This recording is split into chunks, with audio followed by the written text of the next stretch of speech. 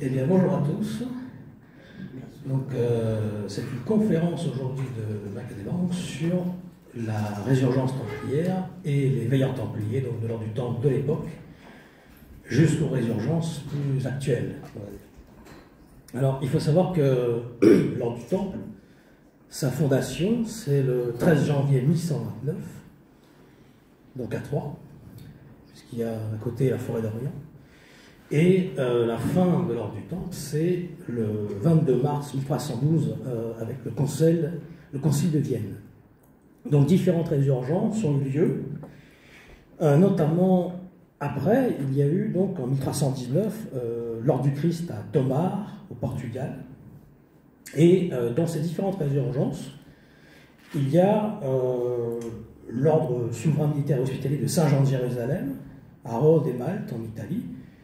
Alors, il y a des légendes, en fait, invérifiables, qui assurent que le temple, devenu donc société secrète après sa dissolution officielle, aurait été à l'origine de la franc-maçonnerie. Alors, faut-il rappeler que toutes les structures templières ou rosicruciennes de la maçonnerie moderne sont des fabrications, en fait, du XVIIIe et du XIXe siècle. Donc, sans sédimentation d'apport intérieur, véhiculé vers la fin du Moyen-Âge et l'époque napoléonienne. Donc cette fable de la filiation en fait, templière avec la maçonnerie a une influence considérable sur le nombre de jugements contemporains sur l'ordre des Templiers, parce qu'il y a Voltaire, Condorcet, l'abbé Baruel, Gérard de Nerval, Michelet, des libres penseurs en fait ont innocenté les Templiers pour pouvoir on va dire, mieux sceller la papauté. Alors il y a différents châteaux, notamment il y a le château des Veilleurs de Ponferrada. Alors le château de Ponferrada, qui est peu connu, hein, c'est une forteresse qui se trouve sur la ville de Ponferrada, dans la province de Léon, au nord-est en fait de l'Espagne. Voilà, on peut parler de château en Espagne, pour le coup c'en est vraiment un. Et donc elle a été construite par les Templiers sur une colline située à l'endroit où le Boéza rejoint le Cid. Alors dès 1178, les Templiers s'installent le long du chemin de Saint-Jacques, donc c'est sur concession des rois de Léon, et la forteresse de Ponferrada donc, est l'une des principales implantations. Elle participe notamment à des actions militaires, la colonisation de l'ordre du Temple, lors de la Reconquista. Or, le château a seulement été en 1924 un peu inscrit au patrimoine, on va dire, national. Donc ça fait partie d'un des châteaux des veilleurs templiers, qui est assez peu connu, et on reviendra après sur le côté espagnol, en fait, de la résurgence templière.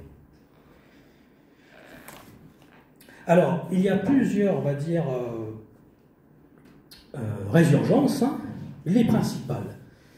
Les principales légendes de la résurgence commencent donc après la dissolution en 1314. Il y a la filiation de Beaujeu.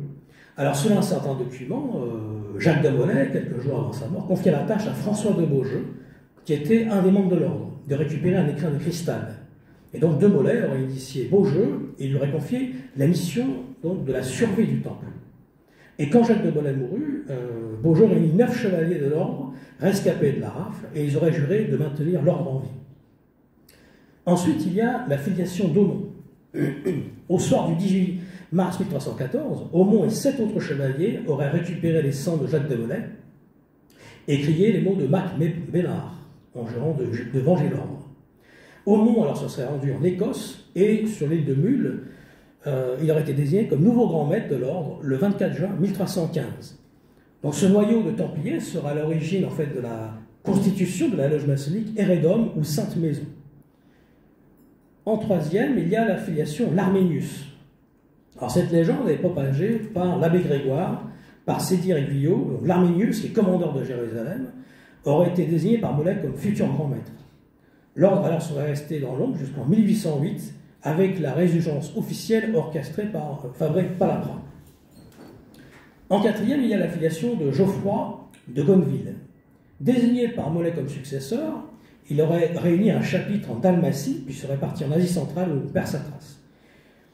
Ensuite, il y a 1318, où il y a Dante, donc d'Alighieri, qui termine à cette époque la Divine Comédie. donc l'enfer, le purgatoire, le paradis, et il fait allusion à plusieurs reprises aux Templiers, à leur martyre, leur résurgence, et là on peut voir qu'il y a l'idée des blancs manteaux, et surtout Guido Cavalcanti et Pic de la Mirador auraient fait partie des fidèles d'amour. Cette confrérie secrète, à l'écart des luttes fratricides, en fait, qui opposait les guelfes, partisans du pape, les Ghibelins, partisans de l'empereur, ainsi que la ville de Florence. On connaît dans Florence ces églises particulières très importantes, en fait, dans tout ce qui est l'ésotérisme secret. Alors, quand les terribles guelfes noirs prendront le pouvoir à Florence, en 1302, quand Dante sera condamné à mort, malheureusement, il quitte la ville et on ne le reverra jamais. En 1737, donc on avance dans le temps, il y a le discours donc, du chevalier Ramsay. Donc on est le 21 mars 1737, le chevalier Ramsay prononce à Paris un discours qui constitue encore la charte officieuse de l'écossisme en France. Ramsay donc introduisait les croisés de l'histoire maçonnique. Il serait donc entré en société pour rétablir les temples des chrétiens dans la Terre Sainte. Et il se serait engagé par serment à employer leurs talents, leurs biens, pour amener en fait l'architecture à sa primitive institution. Alors il faut savoir que de la Terre Sainte, en fait, l'ordre maçonnique donc, aurait été introduit en Écosse, d'où les grades dits écossais. Cette filiation entre la chevalerie et les Lumières, les croisades, l'Écosse et l'art royal contribue en fait à détacher l'ordre de ses bases andersoniennes. En 1756, il y a la stricte observance templière en Allemagne, et là c'est le baron von Hund. En 1743, donc, ce baron, qui aurait été un maçon allemand, aurait été donc initié à des hauts grades templiers par un dignitaire écossais, Charles Edward Stuart, donc, qui le charge au fait de développer le système templier sur le continent. Donc cette filiation templière écossaise en fait provient d'une persistance de l'ordre du Temple à travers donc, la création, grâce à Robert Bruce, premier roi d'Écosse, de l'ordre du Chardon, qui accueillit en fait les Templiers français en exil lors de la dissolution du Temple par Philippe le Bel. Alors de retour en Allemagne, le baron de Hund crée en 1756 donc la stricte observance templière, la SOT, ainsi nommée parce qu'en fait il y avait une discipline rigoureuse qui y régnait et elle se réclamait de l'héritage templier. Alors ce régime, en fait, l'organisation de l'ensemble des grades, se développe largement en fait en Allemagne, en Scandinavie, et est recrue parmi les loges d'origine anglaise, en fait, qui devient ensuite rectifiée, modifiant leur statut pour permettre aux nouveaux grades, en fait, templier, maître écossais de Saint-André, novice et templier puis grand professe, de faire suite donc aux 3 grades habituels de la maçonnerie, donc apprenti, compagnon, maître. En 1761, il est apparition à Metz du grade du grand inspecteur, grand élu, chevalier Cadoche, au sein des hauts grades du rite de perfection. 1774 jusqu'à 1782, il y a l'apparition dans tout ce côté de l'apparition du rite écossais, donc le RER. Donc, on voit qu'il y a 4 systèmes, la maçonnerie symbolique, dite bleue, avec les 3 degrés, l'écossisme de l'époque, 18e siècle, les chevaliers maçons élus Cohen de l'univers, avec Martinez de Pasquali, en 1754, et puis la SOT, la stricte observance templière, donc cet ordre germanique qui aurait été importé en France en 1774. Et alors la synthèse de tout ça, c'est Jean-Baptiste Villermoz, qui, au travers en fait, de péripéties historiques, aurait réalisé en fait, l'ensemble du convent des Gaules à Lyon en 1778. Alors bien plus tard, donc en 1808, l'ordre du Temple apparaît que donc, Bernard Fabré-Palaprat. En 1890, il y a l'ordre catholique de la Rose-Croix, du Temple et du Graal, et là c'est Joséphin Péladan, qui est quand même très connu dans le milieu ésotérique, hein, lié au Graal. En 1905, là il y a une résurgence, mais qui est plutôt négative, hein, puisque c'est l'ordre nouveau du Temple, là c'est en Allemagne, en fait c'est le fondateur Lanz von Diebenfels, fondateur de la revue Ostara, qui inspira bien sûr par la suite les mouvements à partir des années 70 en France, la Nouvelle Droite de l'Inde de Benoît, le GRES, donc le groupement de recherche des études pour la civilisation européenne, le Club de l'horloge, bien sûr, et par la suite le Matin des magiciens de Pauwels et Bergier. Et puis, on voit par la suite avec Bergier, c'est la revue donc, Nouvelle École et l'idée nominaliste. Donc là, c'est en fait cette région germanique qui aboutit à un autre courant en France, la Nouvelle Droite. 1904, c'est l'Ordre du Temple rénové, c'est René Guénon, donc, qui est aussi très connu dans le côté de la résurgence templière par la suite, et de ce côté ésotérique. En 1945, c'est l'Ordre souverain militaire du Temple de Jérusalem. Et puis en 52, en juin 52, c'est cette fameuse résurgence templière en Argélie. Et en 1959, justement, elle prend le nom d'OTS, mais c'est pas la même du tout que ce qui va se passer par la suite avec le sinistre OTS. En juin 66, c'est l'élection du premier grand maître donc, de cet ordre, hein, Jean Soucas. Et puis donc ça devient l'OSTS, l'ordre souverain du Temple solaire, qui n'a rien à voir avec l'OTS par la suite. La fin de résurgence, en fait, apparaît à partir de 1965. En 1962, il y a le souvenir templier, donc à Boulogne. Et donc là, c'est Philippe Ancos et Robert Rambelin, donc celui qui a un peu rectifié le Memphis Mizraïm. Et d'ailleurs, Robert Rambelin, qu'on peut retrouver souvent dans l'idée de Rennes le Château, en 1970, puisqu'il a écrit le Mortel secret des Templiers, où il parle des deux Jésus, donc dans l'église de Rennes le Château. En 1963, il s'agit là de la nouvelle observance templière, donc à Nice, et c'est Alfred Weisen, ces fameux veilleurs, l'île des veilleurs. Et là, on peut rejoindre en fait Gérard Couette et aussi Jimmy Dieu avec l'Ordre Vert, puisque c'est la commanderie de Montfort-sur-Argent. Donc là, on est dans cette lignée, comme Eridan d'Astor le dit, c'est le Var et le miroir de l'Aude, puisqu'il y a des accointances avec Comps-sur-Artuby, avec toutes ces choses-là. Ensuite, en 70, c'est l'ordre rénové du Temple, l'ORT, donc à Chartres, avec donc l'aval de Ralph M. Lewis dans la mort. Donc Raymond Bernard fonde l'ORT. Là, c'est l'ordre rénové du Temple. Ensuite, il y a, donc, toujours à cette même période, au Portugal aussi, il y a un autre ordre, l'Ordo Supremus Militaris Templi. Et puis, il y a une scission en fait au sein d'un ordre qui s'appelle la OSMTJ. Et là, il y a la OSMTH qui arrive par la suite. Alors, en avril 1971, c'est Raymond Bernard qui abandonne la présidence de l'ORT. Il est remplacé donc, à cette fonction par Julien Origas, grand sénéchal de Nantes. Ensuite, il y a Desprades, donc quelqu'un d'assez important, aussi en 1970, puisqu'il s'agit de l'ordre de la Ligue des Templiers modernes de Jérusalem. Raymond Bernard, en 1971, se retire, on va dire, du conseil d'administration de l'ORT et toutes ses activités au sein du mouvement. Julien Origas, donc, alias Humbert de Frankensburg, qui devient le grand maître de l'ORT. En 1972, Raymond Bernard démissionne de l'ORT, et donc tout lien entre l'ORT et la mort qui est officiellement définitivement rompu. Mais c'était plutôt une manière de couvrir un peu la mort, de protéger en fait la mort. En 1972, il s'agit de Roger Carreau, donc l'église templière, les Freinés de la Rose-Croix, donc les FARC, rien à voir avec l'Amérique du Sud, à Saint-Cyr-sur-Mer. Le collège templier, donc, à Quélu-Cuire. Et là, il s'agit de Jean Soucas et Paul Soucas. Et d'ailleurs, en parallèle du château d'Argélie, peut-être pour le protéger, ils ont fait à 15 km donc, certains rites, on va dire, au château de Sous-la-Quenasse, qui est en miroir du château. Voilà. Peut-être pour protéger, ça peu de gens le savent. En 1973, lors des veilleurs du Temple, donc le Militia Templi à Montpellier, d'ailleurs, quand j'avais fait une conférence l'année dernière, ils étaient venus spécialement pour voir la conférence sur ce sujet des veilleurs. Et là, c'était fondé par Metsch, Damnan et Pierre Mazer.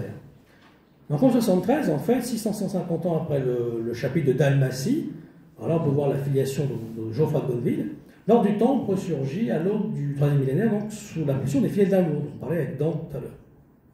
Donc là, c'est l'OVDT qui apparaît donc, lors des veilleurs du Temple, c'est le tyran de la Militia Templi.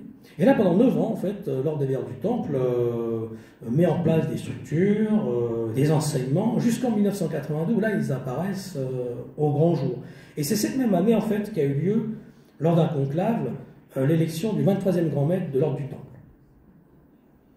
En 1976, il s'agit là du Cercle du Temple et du Saint Graal, fondation donc par Noël et Jean-Marie Parent. Alors il y a des ordres aussi assez étranges, hein, parce qu'en 78, il y a l'ordre du Temple cosmique. Hein. Bon, il n'y a pas que le Christ cosmique, il y a des ordres du Temple cosmique aussi. Et là, il y a une scission, en fait, après au monde de l'OSTS. Toujours la même année, il s'agit de la fraternité johannite pour la résurgence templière. Et là, il s'agit d'une association entre Jean-Marie Parent et Roger Facon. Roger Facon, qui est connu aussi des lieux de Rennes de Château. Donc, il crée en 1978 cette fraternité johannite pour la résurgence templière. Et on retrouvera Roger Facon plus tard. En 1983, c'est Luc Jouret, donc, qui est installé par Julien Aurégas à la fonction du grand maître de l'ordre de l'ORT, mais il n'aura aucune fonction administrative de l'ordre. Il sera débarqué par la veuve, en fait, de Aurégas, on le verra.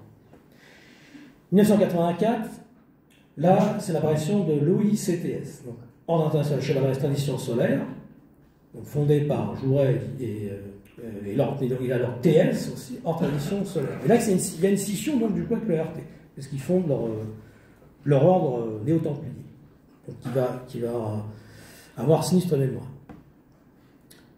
184, donc, c'est l'ordre de chevalier du Temple du Christ de Notre-Dame à Louveciennes. Et là, c'est Bernard Delattre. En 88, il y a l'ordre souverain du Temple initiatique à Paris.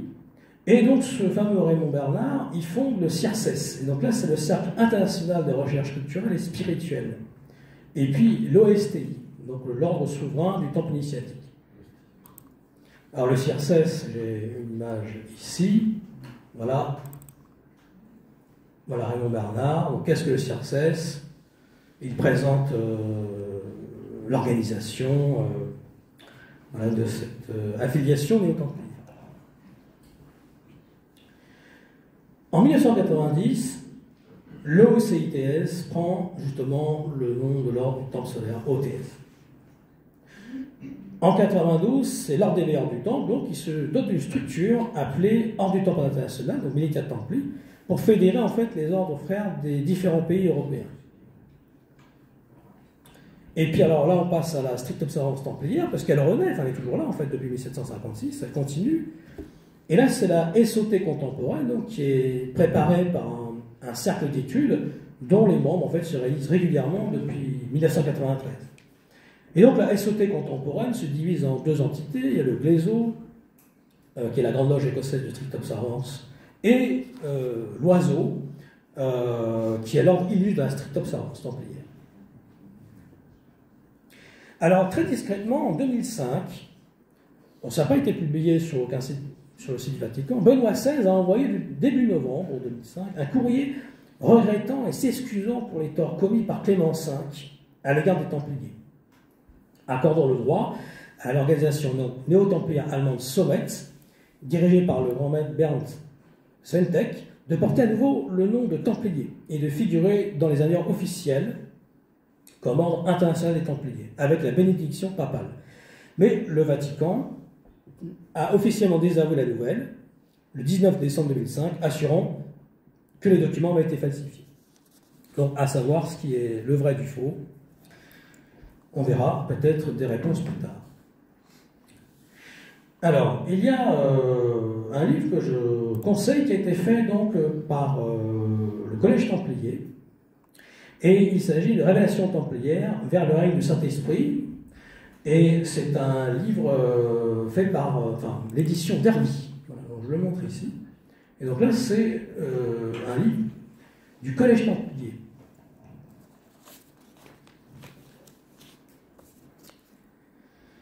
Alors, là, on va passer à un des châteaux des veilleurs. Et là, on est en 1952. Alors, le veilleur est entouré d'émissaires maçons, notamment la Grande Loge nationale française, la GNF, et qui veulent en fait ils font une résurgence. Alors, convaincus de cette renaissance, un millier de frères, férus de rite templier, quittent la GNF et donnent naissance à une nouvelle obédience, la loge maçonnique Opéra. Alors les services secrets, y compris la SDSE, l'ancêtre de la DGSE, s'intéressent de près donc à cette renaissance templière, puisqu'elle est baptisée donc OSTS. Et en fait, le terme de moine soldat s'est approprié, puisque là on est dans une croisade, on va dire, anticommuniste. Et donc il y a, dans ce sens-là, une résurgence qui est liée au réseau gaulliste, en fait. Mais j'y reviendrai. En fait, l'adhésion à la GNF contribue en fait à anesthésier en fait certains présidents, puisque certaines commandes sont faites par rapport au BRGM, le Bureau de recherche géologique et minière, puisqu'il y a certaines choses qu'ils cherchent dans les minerais. Et donc, l'ancien hémistique Ordre de la Rose-Croix à Morques, initié par le veilleur templier Raymond Bernard, il devient le grand maître donc, des loges rosicruciennes francophones en 1959, un an après le retour de De Gaulle. Et en jugé en fait par l'influence qu'il a sur un certain nombre de chefs d'État, le titre équivalait à un statut de grand sorcier africain, France-africain. Puisqu'en fait, cette résurgence templière aboutit à la France-Afrique. Et puis pour monter même après avec l'affaire Elf ou ce genre de choses. Donc l'ordre souverain et militant du Temple de Jérusalem, l'OSNTJ, dans cette même lignée, puisque c'est en quelque sorte une multinationale de l'ésotérisme, et on voit qu'en 70, les hommes de Charlie Lascors, proches de Charles Pasqua, du SAC, service d'action civique, organisent un putsch au sein de l'OSNTJ, parce que tout est lié en fait, parce qu'il y a quelque chose de politique en fait, dans le néo-templarisme. Alors, il y a les barbouzes du service d'action civique, du SAC, n'auront de cesse d'infiltrer les commanderies de l'ordre.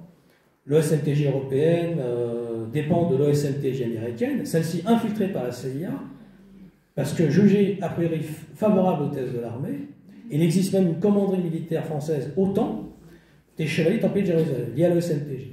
Donc là, on peut parler vraiment de moines soldats, puisqu'ils sont très établis dans les milieux de la défense nationale. Alors, après, justement, en 83, naît la Golden Way, donc, par Guy Monroe. Et cet ancien grand maître nîmois de la Rose-Croix était en lien avec des membres de la loge P2. On connaît la loge P2 pour ses accointances avec certaines dérives mafieuses. Au moins 72 membres de l'OTS ont été rosicruciens. Jouret est un ancien membre de la GNF Opéra et l'ordre du temps fondé par Raymond Bernard. Jouret qui était lié donc au service secret belge, sponsorisé par l'OTAN. Et l'une des plus grosses institutions financières canadiennes, donc la caisse de retraite Hydro-Québec, a été noyautée par l'OTS, voilà, qui n'a pas perdu tous ses relais dans la finance française.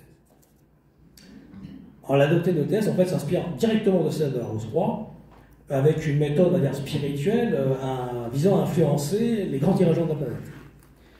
On va dire que lors du temps, c'est une caricature tragique, en fait, de ces organisations à tiroir, qui comportent, en fait, divers degrés d'initiation, entretiennent autant de caches secrètes, et puis même, on pourrait dire que le commandant, par exemple, de police, Gilbert Houvenagel, qui a dirigé l'enquête sur l'affaire OTS dans le Vercors, il laisse entendre que dans son rapport de synthèse, eh bien, le chef d'orchestre de l'OTS ne pourrait très très bien être, non pas Guy Monroe, mais Raymond Bernard. Ce dernier n'a pas été inculpé.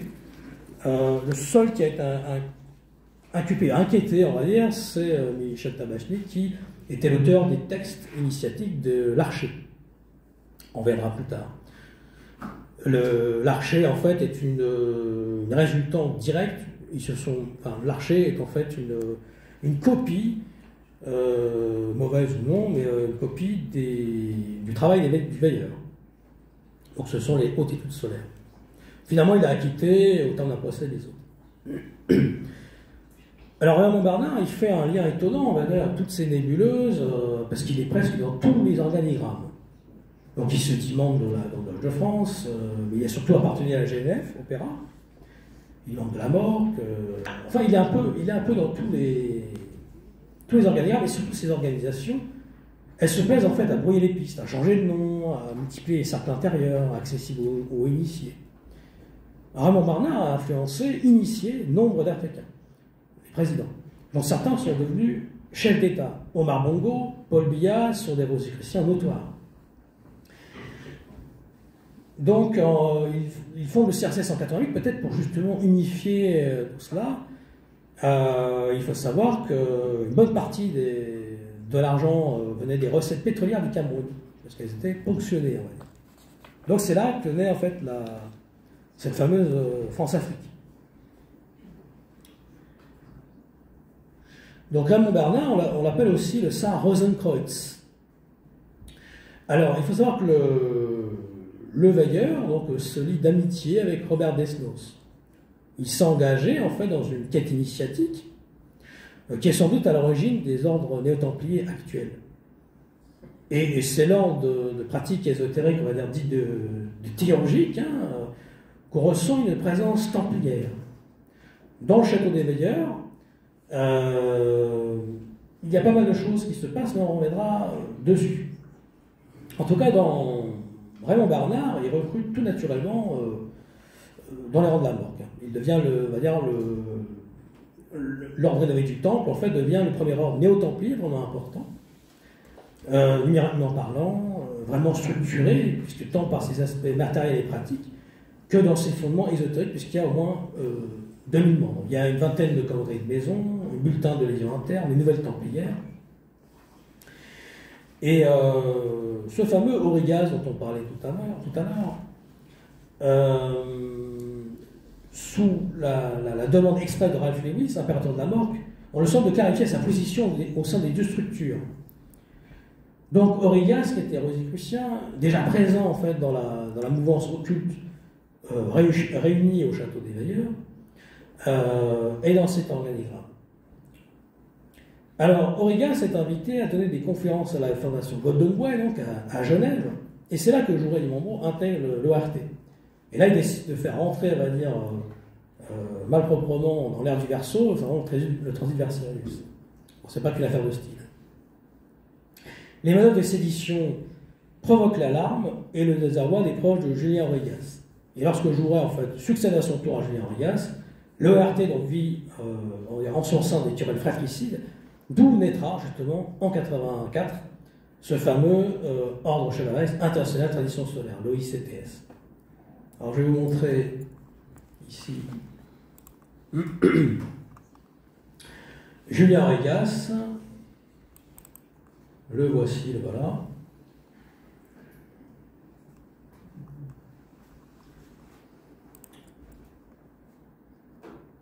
Et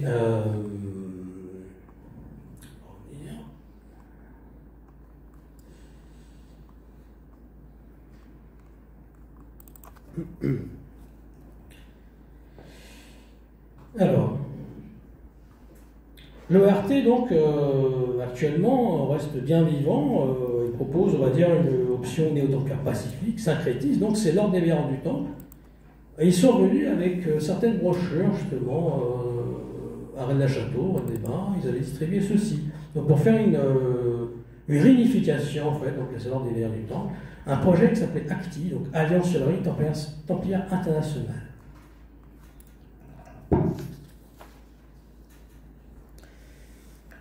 Alors maintenant, je vais vous conter certaines expériences et communications d'un templière au château des Veilleurs, donc ainsi que celle de mon grand-père Guithieu, donc, qui, avec son travail avec le Veilleur en 1960, il devient en fait le 24e membre de la crypte. Il fait connaître donc le livre solaire et donne des cours d'explication de l'œuvre de 1960 à 62 au 34 rue Godot de Mauroy, à Paris, dans les locaux de Gilles de France.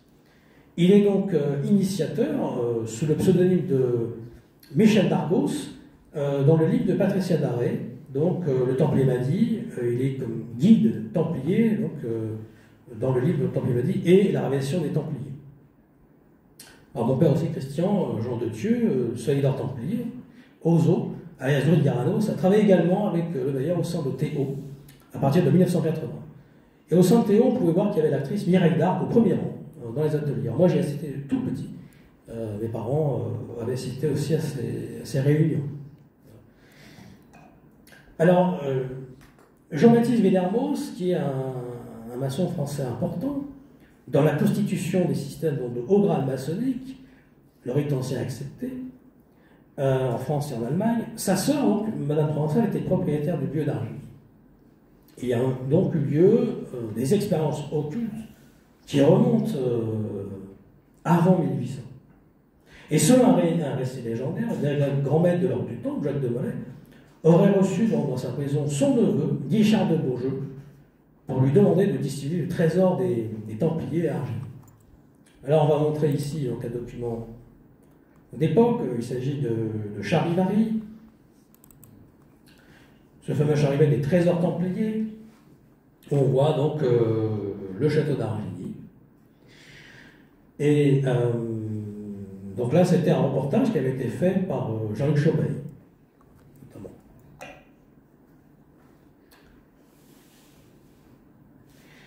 Alors, en 1745, justement, le texte de l'allemand Schiffmann, Die Freimersel in Frankreich, laisse supposer que le trésor du temple serait enfoui à Argilly, puisqu'il y a des roches métamorphiques du lieu qui donneraient lieu à des transmutations alchimiques. Ce lieu est en lui-même donc un haut lieu tellurique. Il y a eu des opérations particulières.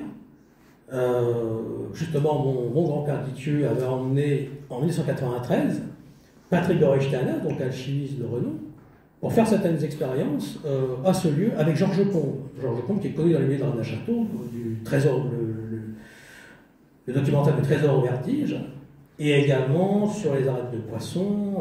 Il a fait beaucoup de travaux avec Reichsteiner sur les épopées alchimiques. Et donc tous les trois, mon grand-père les avait emmenés pour faire certaines actions. Alors il faut savoir que maintenant le château est privé. Et il est protégé, privé, et on ne dira pas comme ça. Maintenant, de toute façon, il ne se place plus rien actuellement. Donc c'était une époque passée. Alors. L'association Croisade, le nom c'est assez drôle quand même, dirigée par Guy Chadot, travaille donc à la restauration de ce château, donc, dans les années 70. Et puis bon, il y a eu des opérations, c'est là que naît la résurgence templière d'Argilly, puisqu'il y a Armand Barbeau qui est lié à tout cela, il y a lors du 10e matin, il y a ce qu'on appelle des opérations qui ont été faites à partir des années 52, la résurgence d'Argilly.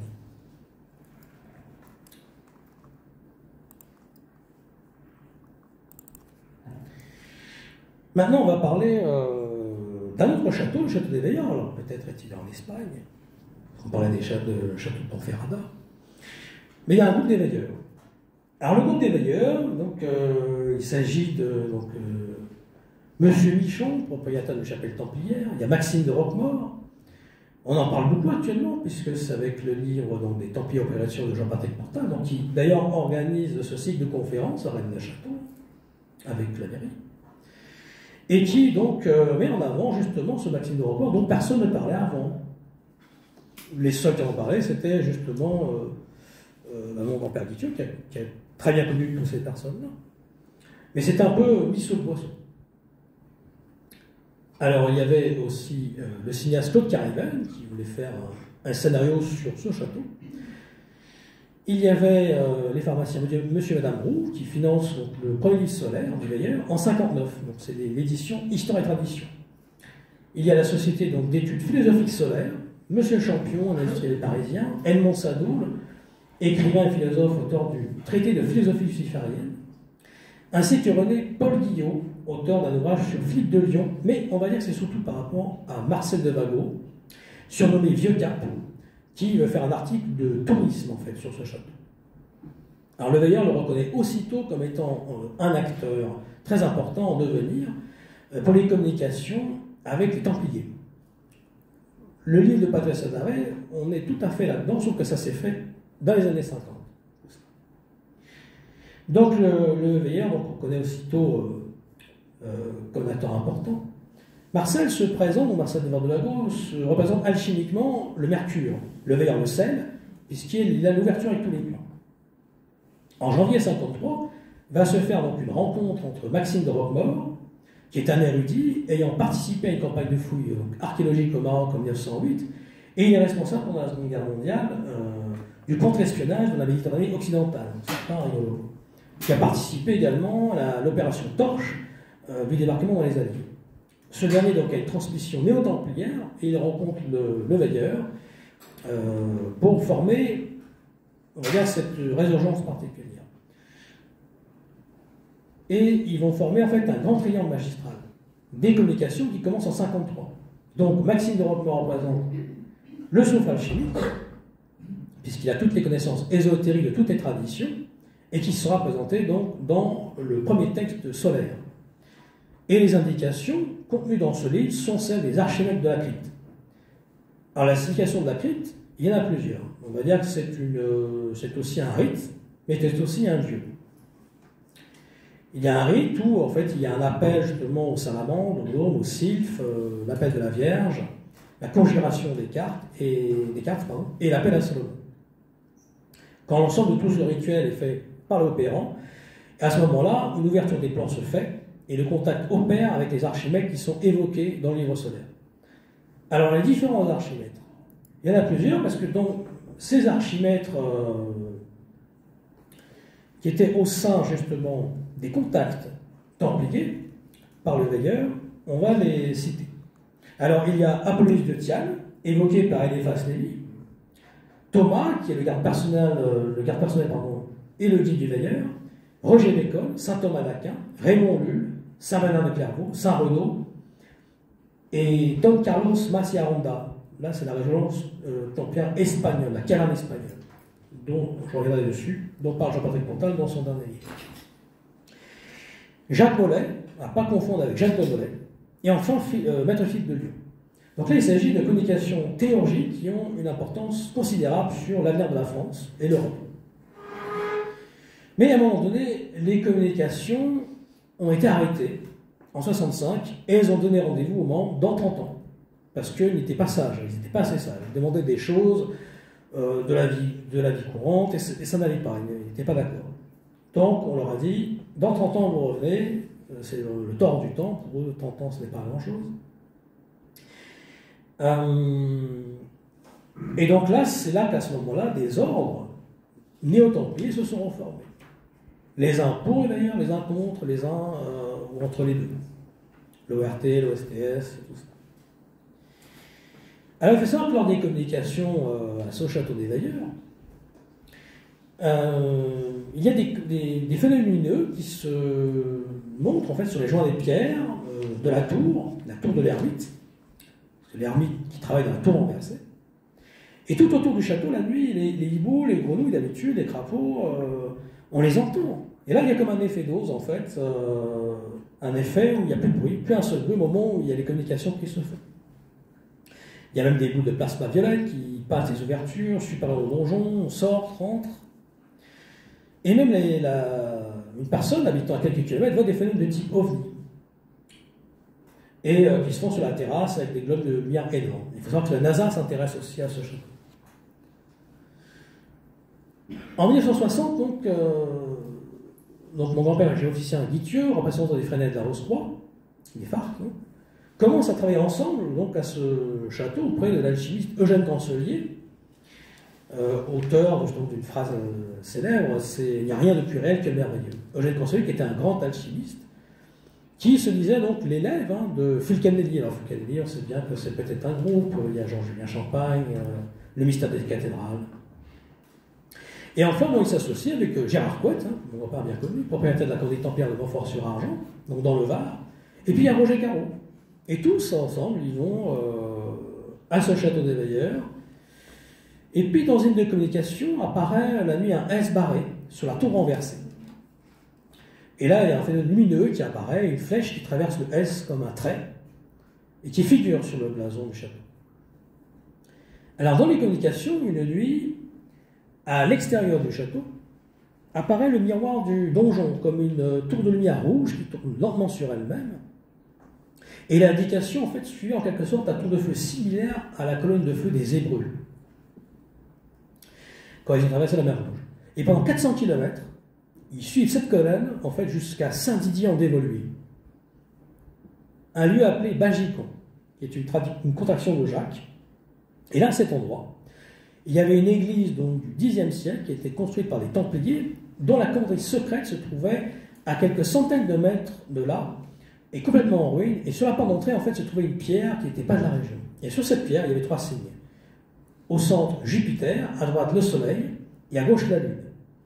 Il s'agissait, en fait, du lieu des évocations. puisque les communications ont dit de reprendre le lieu. Jean Roux, donc, qui était membre de Histoire et Tradition, s'est porté acquéreur pour la reconstitution, et donc mon grand-père a aussi participé par la suite à plusieurs opérations, là-bas, surtout en 1963. Et là, ils ont obtenu en fait des zones de lumière de 50 cm de haut, 30 cm de large, lors des évocations, mais il n'y avait pas d'électricité à cet endroit.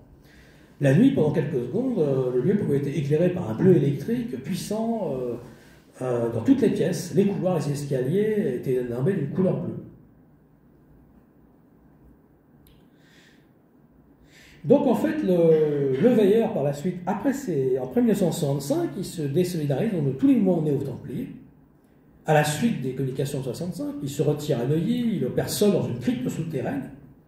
Il fait sa propre crypte, il travaille sa pierre, on va dire. Dans l'appartement, donc, il continuera à faire de l'alchimie opérative, il obtiendra par distillation fractionner du liquide, en fait, qui vont l'aider pendant pratiquement 14 ans à soigner son cancer de la vessie. Il fondera ensuite donc, le petit groupe TO, et puis il meurt en 96. Et, ce qui s'est passé aussi, c'est que, avant son décès, Maxime de Roquemaure et tous ceux qui étaient autour de lui ont demandé à plusieurs reprises aux hauts templiers désincarnés s'ils étaient d'accord pour que le veilleur reçoive les messages et soit l'intercesseur direct. Et les archimètres ont répondu tous par l'affirmative à chaque fois. Alors malgré une grande incompréhension de son œuvre dans le milieu maçonnique, il a quand même pu faire un exposé de son travail à la Grande Loge de France, dans la chapelle, le Grand Temple de Franklin Roosevelt, devant 400 personnes, et c'était organisé par une tradition écossaise de Pierre de Pierre. Et puis, par la suite, je reviens donc en 60, là. En fait, ce qui s'est passé pour mon grand Pécutieux, c'est qu'il revenait d'une mission en géophysique d'Autriche, et il reçoit un livre, en fait, dans des circonstances tout à fait particulières, puisque personne ne sait qu'il est à cet hôtel, il revient de mission, et dans sa chambre d'hôtel, à Tomobo, il trouve un livre, on lui remet un livre, on lui convie de rencontrer l'auteur et de s'adresser donc au Cercle républicain, aux 5 avenues de l'Opéra à Paris. Il y rencontre alors Vincent Planck, qui se trouve être justement ce grand maître de la GNF Opéra. Ce dernier lui envoie aller voir Pierre de Ribeaucourt, donc le père d'Édouard, qui se trouve à Port-Royal, et à peine arrivé, on lui dit « Ah non, t'attendais, tu es le 24e membre de la crypte ». C'était les derniers membres. Il est le dernier membre donc, actuellement, il a 93 ans, qui vit actuellement témoin de cette époque. Donc, il tue alias Michel Darc. Alors il y a une légende, ce qu'on appelle la belle histoire, qu'avait raconté mon grand-père, c'était le seul à pas être au courant, donc Jean Portal a repris cette histoire-là dans son livre, le dernier. La belle histoire, c'est que le veilleur, donc, il va à Sainte-Marie de la Mer, il tombe en panne près d'un hameau, dans ce beau lieu, il n'y a pas de téléphone, il ne trouve personne, et puis la porte est ouverte, la maison semble abandonnée. Et puis il trouve une chambre où le lit est fait, et puis il décide d'y rester pour la nuit. Et là, dans la chambre, en fait, sur un des bruits à l'armoire, il regarde les tiroirs, il n'y a rien. Et puis il voit un journal qui s'appelle Le Phare de Marseille. Il repose son journal, il pense qu'il n'y a rien. Et puis tout d'un coup, les bruits recommencent. Et puis là, il ouvre le journal. Et là, il lit que le comte actuel du château des Veilleurs, en fait, il fait des recherches trésorières, qui auraient été arrêtées en 1932, que lui-même pense en faire. Et puis on lui adjoint de travailler là-bas. On est prêt à l'accueillir, enfin, prêt à accueillir quelqu'un qui pourrait s'occuper, qui serait un peu comme Roger Lemoyne, qui serait gardien du château. Et là, il devient gardien du château pendant 7 ans, finalement, avant 52. Dans la tour de l'ermite. Là, c'est vraiment l'ermite dans la tour renversée. Il vit donc assez chichement, il soigne les animaux et il s'occupe un peu du château. Alors, en 1973, paraît un livre important, Le temps hors du temps. Où là, c'est la médium Gabrielle Carmy, le 11 décembre 1966, qui a des visions d'un coffre et la lumière bleue électrique au-dessus du sol de la tour isolée du château des Veilleurs. Cette lumière donc, forme 2 dessins espacés d'environ 1,50 m, chacun d'eux comportant un S séparé par un intervalle, se trouvant dans la tour isolée. Alors dans ce coffre, il y avait des parchemins très importants liés aux Templiers. Alors Gabrielle Carmy n'est pas une inconnue, parce qu'en fait, elle est à l'origine, on va dire, du livre de Patricia Daré, puisque dans son grenier, elle tombe par hasard, enfin déjà elle fait un rêve sur Jacques de Molay. Jacques de Molay, en fait, dans son rêve, lui dit de planter, de mettre un rosier rouge et un rosier blanc à chaque intersection de porte, puisqu'en fait c'était pour un lieu sûr pour les Templiers, pour qu'ils puissent venir. et elle monte dans son grenier, et elle tombe sur le livre, le petit livre rouge, Le Tort du Temps, chez j'ai lu, il traînait là, et puis elle se rend compte qu'en fait, en le lisant, en ouvrant les pages, eh bien, Gabriel Carmy avait fait exactement le même rêve, avec ce rosier rouge et blanc. Et là, elle se dit, il y a quelque chose. Et puis là, elle est contactée, en fait, par différentes personnes, GGM, Guy Moreau, et après, plus tard, mon grand-père, pour l'initiation. Alors, mes parents étaient membres de la Massenie, du Saint-Grace, c'était donc justement Gabriel Carmy, et ainsi que mon grand-père là-dessus, mais en tant qu'hôte. Massenie qu'elle a créé, donc moi-même j'ai été le tout petit, j'étais vraiment tout petit quand j'ai vu cette Massenie.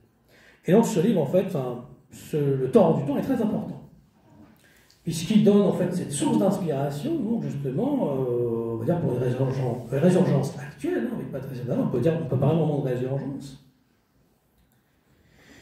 Et puis, donc, à cette même époque, il y a ce magazine, donc Charivari, dirigé par Noël et Claude Jacquemart, qui publie des articles et interviews du Veilleur et de Gabriel Carmy, réalisé par Jean-Luc Chomeil, qui est le rédacteur en chef de la revue Pégase en 1973. Après, il va s'associer avec Michel Vallée, qui lui-même, Jean-Luc Chomeil, travaillait avec Daniel Réju, feu Daniel Réju, pour l'ère d'Aquarius. Puis ensuite, il a travaillé pour Pégase. Et alors, le 21 mars 1974, il y a une boule rouge qui s'est posée tout près de la terrasse de la résidence proche de ce château des Veilleurs.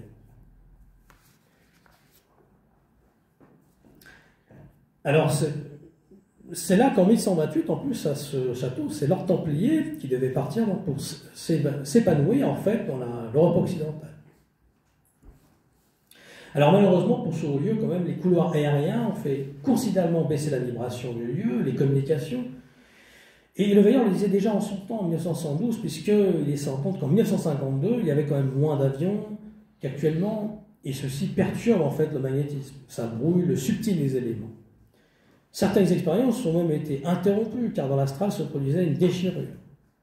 Et Eugène Cancelier, donc, décrit la même chose, parce que il y a des émissions d'ondes artificielles dans l'atmosphère, et ça rend très difficile la réalisation du grand œuvre. Parce qu'en fait, ces lieux, peut-être comme un château ou d'autres lieux, les demeures philosophales, c'est pour réaliser en fait le grand œuvre.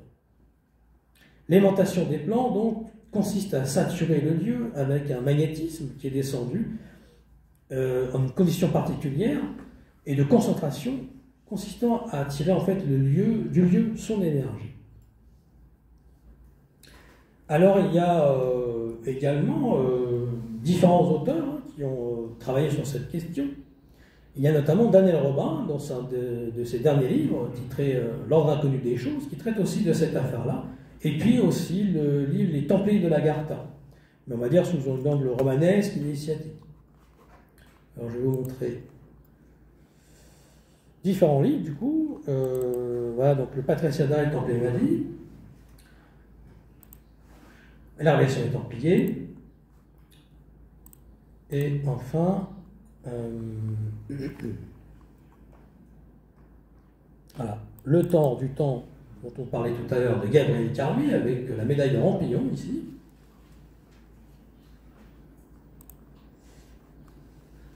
Et enfin, voilà, le livre de Jean-Patrick Portal, donc, des Templiers de l'érection.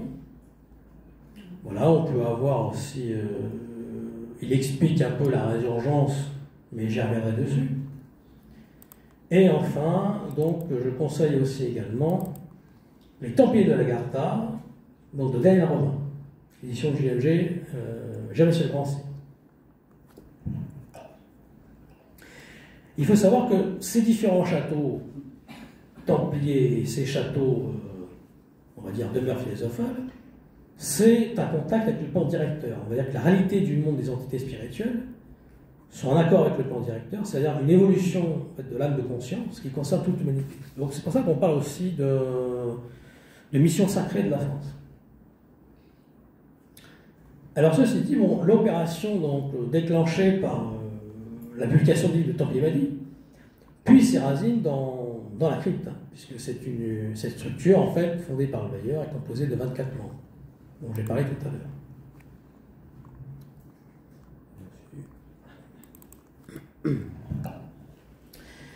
Alors, il faut savoir qu'il y a une récupération de la crypte par des personnes mal intentionnées.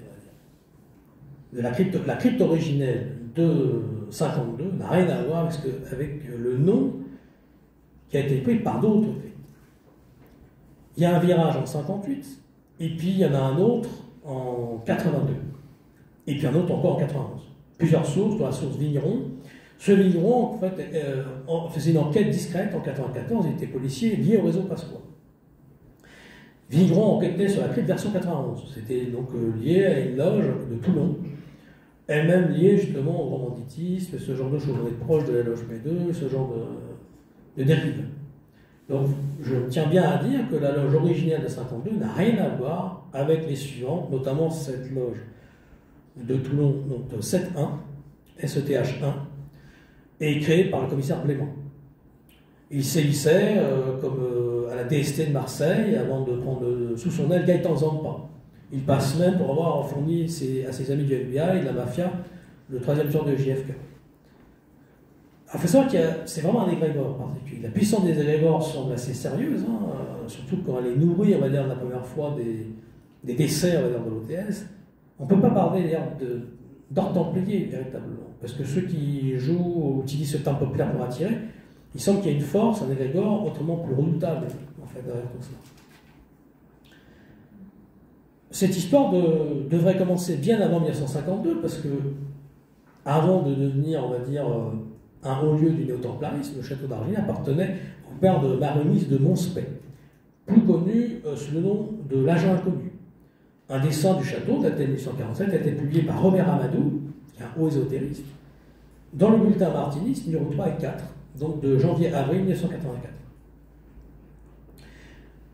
Fulcanelli charge Valentin Brest d'enquêter sur un aventurier nommé Bredeur, qui officiait aussi dans un château. Ce Bredeur était alchimiste souffleur. Et puis en 2022, la crypte, nouvelle version, refait surface avec cette loge varoise.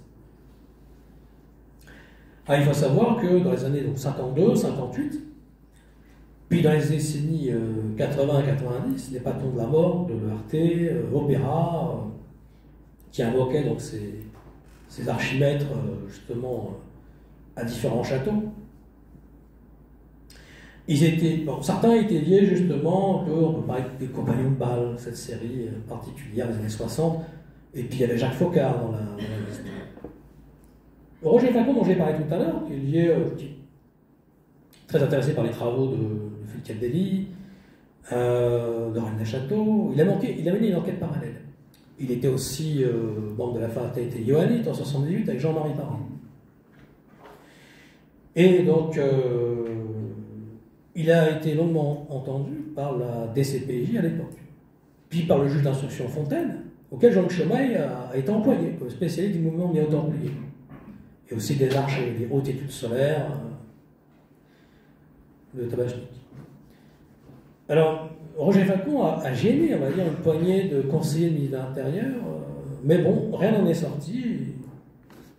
On n'a pas eu plus d'informations par la suite, même s'il a sorti un certain livre sur les Templiers récemment. Il y avait plusieurs loges liées à cette crypte, puisque à Toulon, il y avait 9 hommes de l'ombre qui ont procédé à un rituel aussi pour réveiller la tradition solaire du veilleur. Alors, le veilleur est un homme de l'ombre, par nature et par conviction, mais il a joué quand même un rôle très important dans la sphère d'activité, disons politique, gaulliste. La revue Pégase, dans son numéro 1, l'avait appelé même le mage noir de l'Apocalypse en 72, puisqu'il était un homme de réseau, de contact dans plein de milieux. Raymond Bernard, de la mort, Julien Rodriguez de l'ERT. Joe le tenait en grande estime, le consultait souvent. Il a été protégé aussi dans les années 52-58 de Constantin Melnik, qui était le conseiller de Charles Brune, et en même temps des services de monsieur service secret de Pompidou. Et puis on voit le lien avec aussi Vincent Plante, la France-Afrique.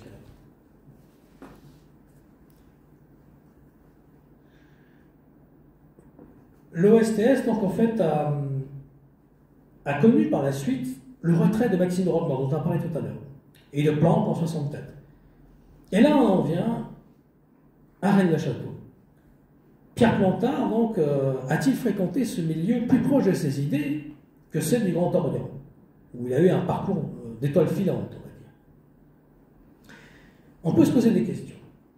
Il y a le livre de Mathieu Paoli, Les dessous de notre mission politique, dont on a parlé d'ailleurs dans une émission avec Ludovic Recher, Arcana, où Jean-Pierre Montel devait sortir un livre particulier, et puis on lui a dit de retirer certains chapitres, parce que ça pouvait inquiéter et gêner les pouvoirs gaullistes. Et il nous a montré justement celui de Mathieu Paoli, et justement, au même moment où il le montre, j'étais en train de...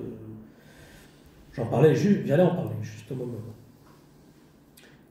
Ce livre est particulier parce qu'en fait, il y a l'acquaintance entre Lyon, les loges suisses, Alpina, donc la loge Alpina de Suisse de 1956, les dossiers Lobineau de Pierre Plantard.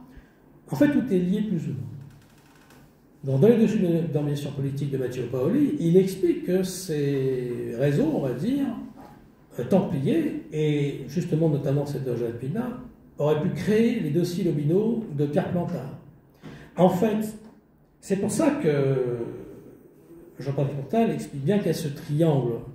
Moi, j'en parle avant, mais ce triangle, chaque fois que j'en parlais avant, personne ne faisait attention. Mais je parlais toujours, depuis des années, de ce triangle Arginy, Gisors, Rennes-le-Château. Et en fait, Arginy et Rennes-le-Château, en fait, agiraient en comme un plus à un moins, un égrégore qui ferait, on va dire, un égrégore explosif. Et ce serait quelque chose qui serait fomenté depuis longtemps. On sait que les sociétés du brouillard, Société Angélique de Lyon, étaient peut-être dans l'organigramme on va dire des veilleurs de ceux qui agissaient dans l'ombre à Rennes-le-Château au temps de Sommières.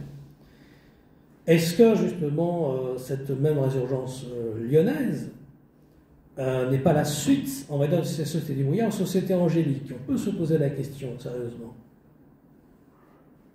Et notamment une implication de la loge Villermoz à Lyon en 1956, puisqu'elle était dirigée par les acteurs en fait, qui se faisaient au château d'Arginy sous la direction de certaines personnes, et Pierre Plantard et Robert Rollin n'appréciaient pas trop en fait. Il semblerait qu'il y avait, on va dire, un bisbille entre Lyon et cette affaire de Rennes-le-Château qui vient par la suite. Donc l'ordre néo-templier, en fait, créé par cette résurgence, favorise la création en fait, de structures parallèles, donc dans cette loge Villermoz. Et cette loge est dirigée par Vincent Planck, haut fonctionnaire de tendance gaulliste, mais également important maçon. Donc cette loge était dirigée par ses fondateurs liés à la résurgence templière d'Arginy, justement. Ce que certains membres ou visiteurs de la loge ignoraient peut-être. Un fonds de roulement se crée et il rassemble en fait une documentation sur les implantations templières en France. Ils acquièrent des biens fonciers, dont des lieux qui avaient été occupés, on va dire, par des commandés de l'ordre du Temple. C'est de cette façon, en fait, qu'ils ont été amenés à découvrir Rennes-le-Château. Le rapport Cross, en fait, est une éloge subliminale du néo-templarisme. Et dans un premier temps, l'affaire de Rennes-le-Château est fomentée dans le milieu lyonnais. Alors, je parle de l'affaire de Rennes-le-Château version Plantard. Pierre Plantard aurait été attaqué par ces mêmes milieux, puis lui-même a repris, c'est-à-dire qu'il est instrumentalisateur, mais il est aussi instrumentalisé par certains services. Il reprend lui-même donc les éléments, pour en faire des éléments identiques en miroir. On sait qu'au Rennes-le-Château, tout est inversé, et lui-même agit ici. On est dans le surréalisme, hein, ce sont des surréalistes, donc ils savent très bien manier les concepts. Et donc, il y a des éléments identiques, il les oppose en fait en créant une NAS. Et là, on rejoint ce que dit Gino Sandry sur l'idée de NAS.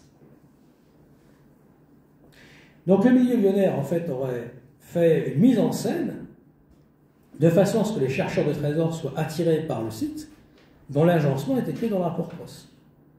Pierre Plantard donc, aurait créé une NAS, un égrégore dans le triangle audois, qui s'alimenterait de lui-même grâce à des personnes en fait, qui se sont manipulées et capables de répondre en fait, aux attaques lyonnaises et genevoises. on voit aussi qu'il y a un livre de Jean Rignac où on pourrait... il y a certaines choses dont je vais parler après sur Jean Rignac. Maintenant, on va aborder, donc on continue donc avec Pierre Plantard. Il était proche aussi des réseaux gaullistes. Et là, on va aborder l'affaire de Roger Lemoy. Parce qu'on est toujours dans les Templiers sont parmi nous avec Roger Lemoy, avec Gérard de Sède, avec, en 62. Alors, Roger Lemoy, donc,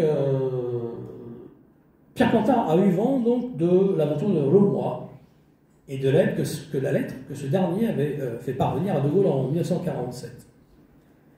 Et là, il nous garde en fait de difficulté à prendre contact avec Lemoy et de lui apprendre un scénario qu'il répéta docilement aussi bien à Gérard de Sède qu'aux médias. Alors, je vais vous montrer Roger Lemoy, qui était gardien donc, du château de Gisors. Alors, où est-il ?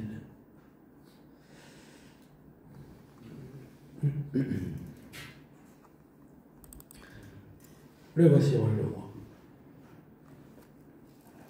Alors, de 1944 à 1946, Roger Lemoy donc, aurait fouillé à Gisors, sur le donjon, en espérant découvrir un trésor. En 1947, n'espérant plus convaincre le maire de Gisors, il écrit au général de Gaulle. André Astou et André Malraux vont se rendre alors sur les lieux parce qu'en fait, il leur donne une pièce d'or qui vaut des millions. Et là, forcément, Malraux se dit il y a quelque chose, on va envoyer le génie, on va envoyer différentes personnes. Ça rappelle aussi une opération militaire à Los Cayos en 1976 qui implique l'armée équatorienne et un certain Neil Armstrong et Stan Hall en cherchant l'Atlantique écossais. Où pendant un an, l'armée équatorienne avec donc ce Neil Armstrong qui était sur la Lune, ils font des recherches pendant un an et en disant on n'a rien trouvé. C'était lié au père Crespi qui avait trouvé des plaques en or. Alors là, c'est des plaques en or. À Gisors, ce sont des trésors, ce seraient ces fameux 30 coffres. Mais là, c'est plus une idée, on va dire, surréaliste de Pierre Plantard, ces fameux 30 coffres. Donc, pourquoi Roger Lemoy parle-t-il de cette affaire 13 ans plus tard à Gérard de Sède? Comment se fait-il que ce soit le dernier, il soit le seul, en fait, que Gérard de Sède soit le seul à prendre au sérieux, et puis il publie donc un article sur le sujet, aidé par Pierre Plantard. Ce dernier, donc, ayant travaillé le sujet, il a fait ses propres recherches, il a rencontré donc, Roger Lemoy bien avant de Sède. C'est là qu'on peut se poser des questions, de l'instrumentalisation. Roger Lemoy a-t-il abouti à une crypte? Il s'agissait peut-être plus de déclencher en fait une rumeur dans la région, de l'exploiter quelques années plus tard. Mais ce qu'il y avait une lutte terrible qui s'opposait des différentes factions au sein des ordres néo-templiers, justement, permettant aux Américains de maintenir leur contrôle. C'est seulement en 1964 que des fouilles officielles seront déclenchées par le pouvoir gaulliste.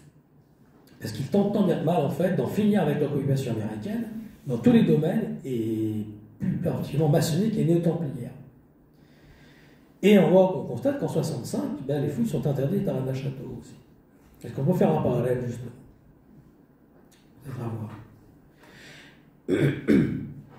Pourquoi donc lancer cette rumeur de crypte secrète à Gisors, en fermant non pas un trésor, mais les archives de l'ordre du Temple? En 1962, donc, Gérard de Sède publie donc, aux éditions Julliard, Le vieil homme et la terre, et Gérard de Sède nous raconte sa rencontre en fait avec Roger Lemoy. Ce dernier lui révélant qu'il a trouvé quelques années auparavant, en creusant une galerie sous le donjon de Gisors, une crypte renfermant 30 coffres.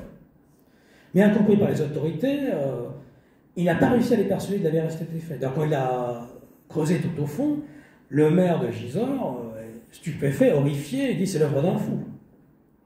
Il a creusé tout ça pendant des années. Dans justement Le vieil homme et la terre, il y a plusieurs chapitres. Il y a la double vie des Templiers. Et cette partie se décompose en deux sous-parties. La première nous conte l'histoire de l'ordre du Temple. La seconde est consacrée aux connaissances gnostiques des Templiers, la gestion de leur survie, donc avec Maître Roncelin, Fabre Palapra, et le lieu où seraient cachées les archives.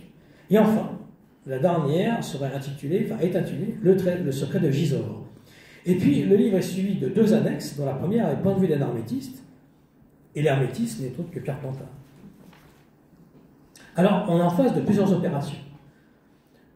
Est-ce qu'il s'agit d'une opération occultiste, donc visant à créer un égrégore templier?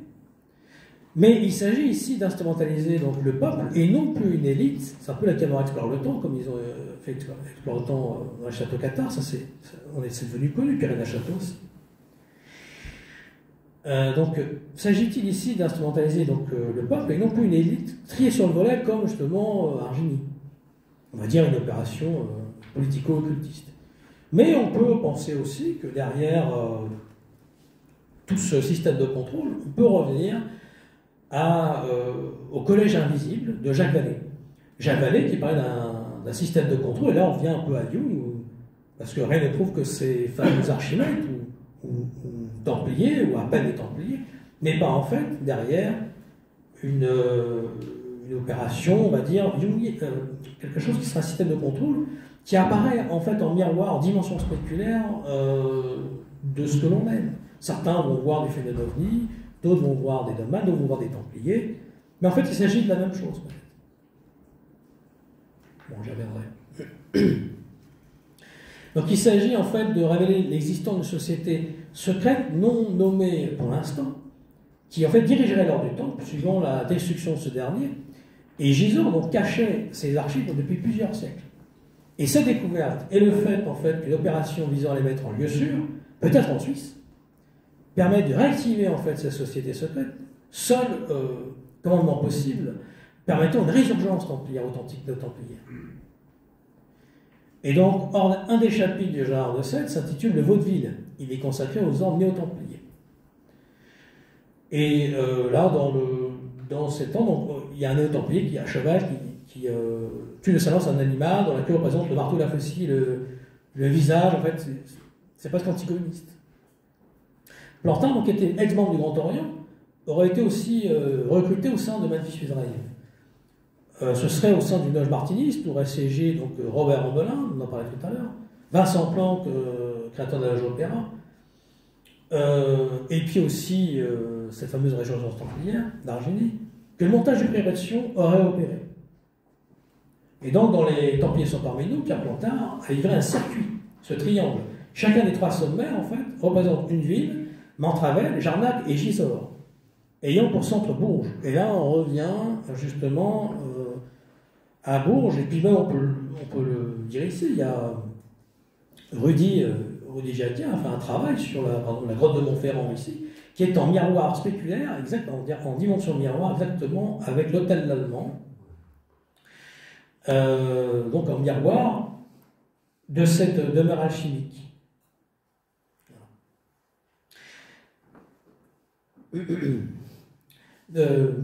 Donc, je reviens à ces sommets, donc on a travaillé Jarnac et Gisors, ayant pour centre Bourges.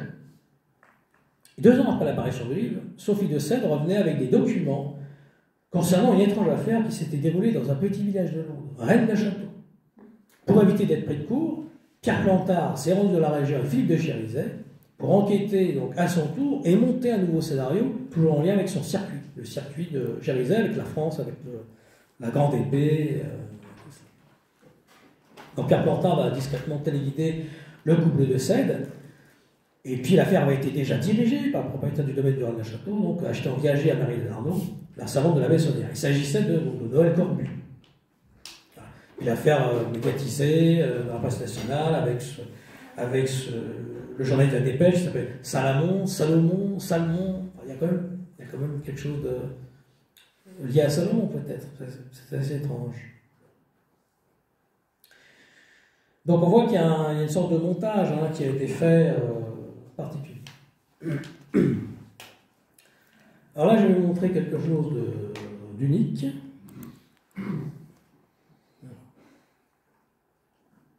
Trouver ça.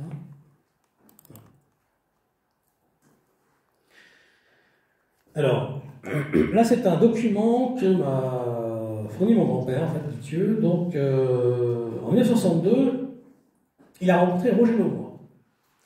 Il se trouve à Versailles, dans une demeure qui appartenait en fait à la marquise d'Albignac. Et il y a une certaine personne qui s'appelle Monsieur Chaponnet.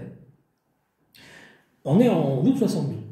Et ce Chaponnet, en fait, était lié à diverses accointances, mais il se retrouve à un moment donné lié à l'OS.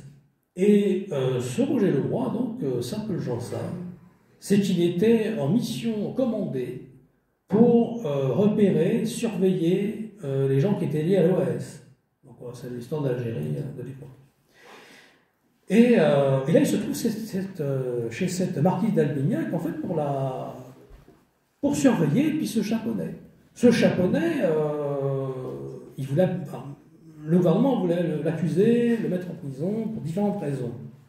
Il avait un garage qui était ouvert, et qui était tout le temps ouvert, puis il ne le fermait pas. Et là, des tracts ont été mis à son insu de l'OAS pour l'accuser, et il a été mis en prison plus tard.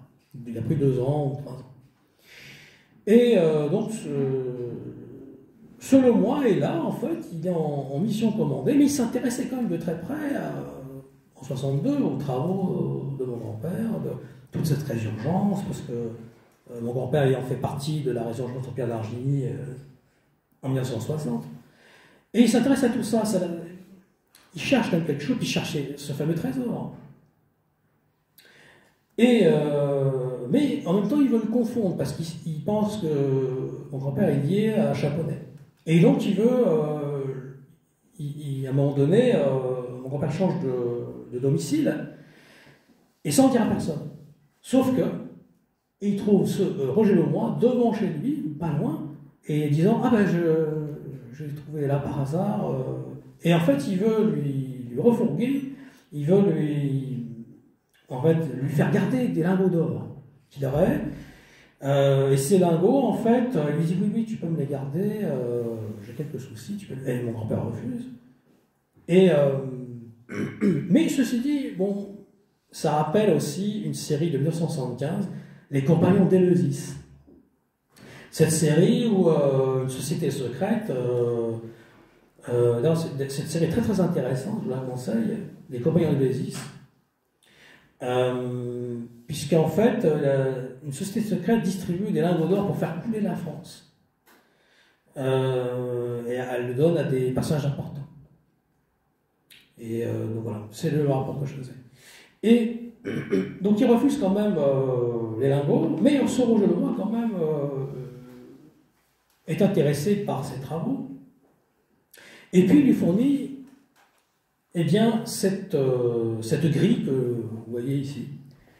La grille de Roger Leroy, donc c'était les informateurs de Roger Leroy, les 33 noms qu'il utilisait en fait pour faire des recherches. Et là on peut voir, si on agrandit un peu, qu'il y a aussi Pierre de Gaulle, Mademoiselle de Gaulle, et puis d'autres noms de l'époque.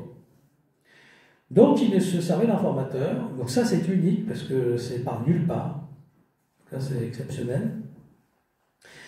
Et Roger Leroy donc se servait de ces personnes pour trouver des trésors. Alors, ils ont été chercher des trésors, bon, ils n'ont jamais rien trouvé. Hein. Enfin, et pour mon grand-père, ce qu'il a vu peut-être à Gisors, il a peut-être vraiment vu ces trésors, ces 30 coffres, mais ils étaient dans l'astral en fait. C'est-à-dire qu'en fait, il a vu quelque chose qui était illusoire, mais il a peut-être vraiment vu. Ceci dit, les habitants de Gisors ont quand même vu des camions avec des coffres. Mais c'est peut-être pas du tout ce qu'a vu Roger Leroy. C'est pour ça que je me suis amusé à faire ces flyers là, avec un peu les trésors astro, on va dire, des Templiers, pour Gisors.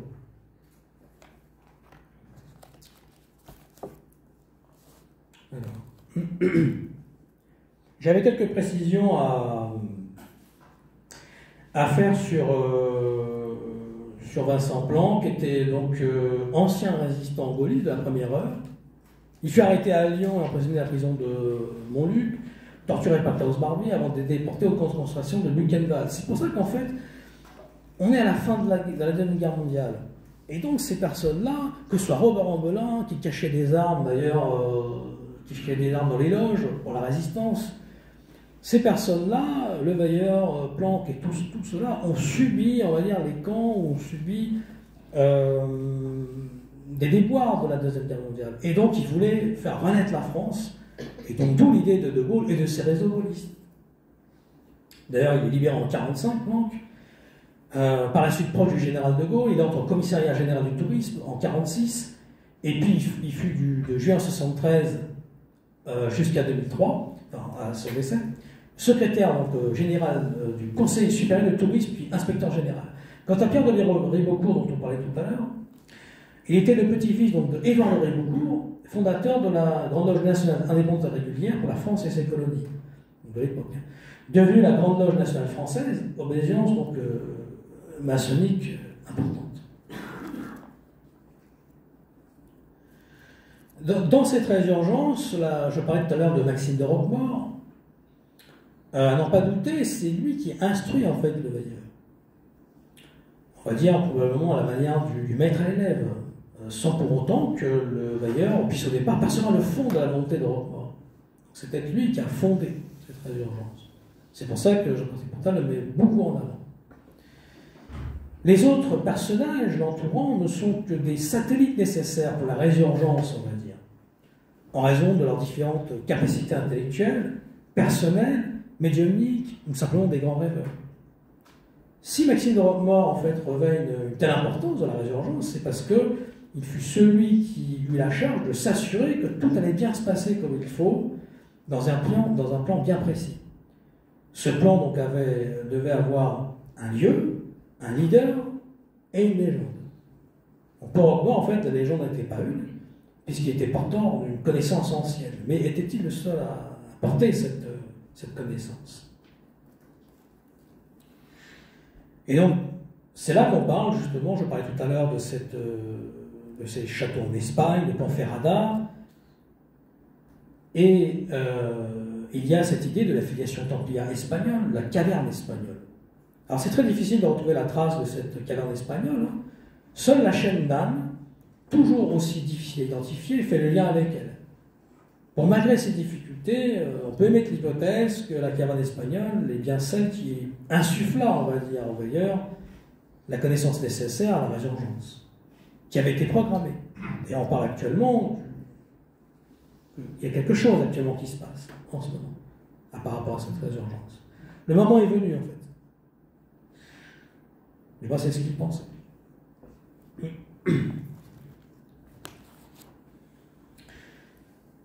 Donc, il est fort probable donc, que ce Roquemaure donc, a été très important dans la constitution de cette résurgence templière.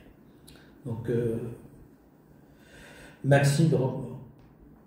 En 1956, je parlais tout à l'heure du document de Henri Lobino, les dossiers Lobino, généalogie des rois mérovingiens, donc ça fait partie de tout ce système monté par Pierre Plantard, notamment Pierre et Papier, Jean-Luc Chaumet, notamment à Pierre et Papier chez lui, donc au prieuré, c'est pas le prieuré de Sion, mais c'est au prieuré de Carénac, il est détenteur de ce document. Ayant été très proche de Plantard. Bon, ça présente plusieurs généalogies, on va dire, sur le fantaisiste, mais pas sans intérêt, parce qu'en fait, ça des mérovingiens, des ducs de Bar et de Lorraine, mais aussi présente une ascendance mérovingienne, donc de Godefroy de Bouillon. Et puis là, c'est là qu'on voit l'articulation des grands maîtres du prieuré de Sion. Alors, une chose intéressante aussi, c'est, je parlais tout à l'heure de Jean Rignac, Le Réveil des Titans. C'est un livre assez important, puisqu'il publie un roman très, très surprenant qui raconte l'histoire d'un groupe d'individus recherchant le secret des Templiers, qui sont amenés à faire des opérations théologiques qui ne sont pas celles sans rappeler celle d'Argini et celle de Saint-Didier en Dévoluy. On peut supposer d'ailleurs que dans ce livre, sous une forme romancée, si cher à de nombreux ésotéristes, Jean Régnac rapporte la réalité d'opérations faites dans ces deux lieux.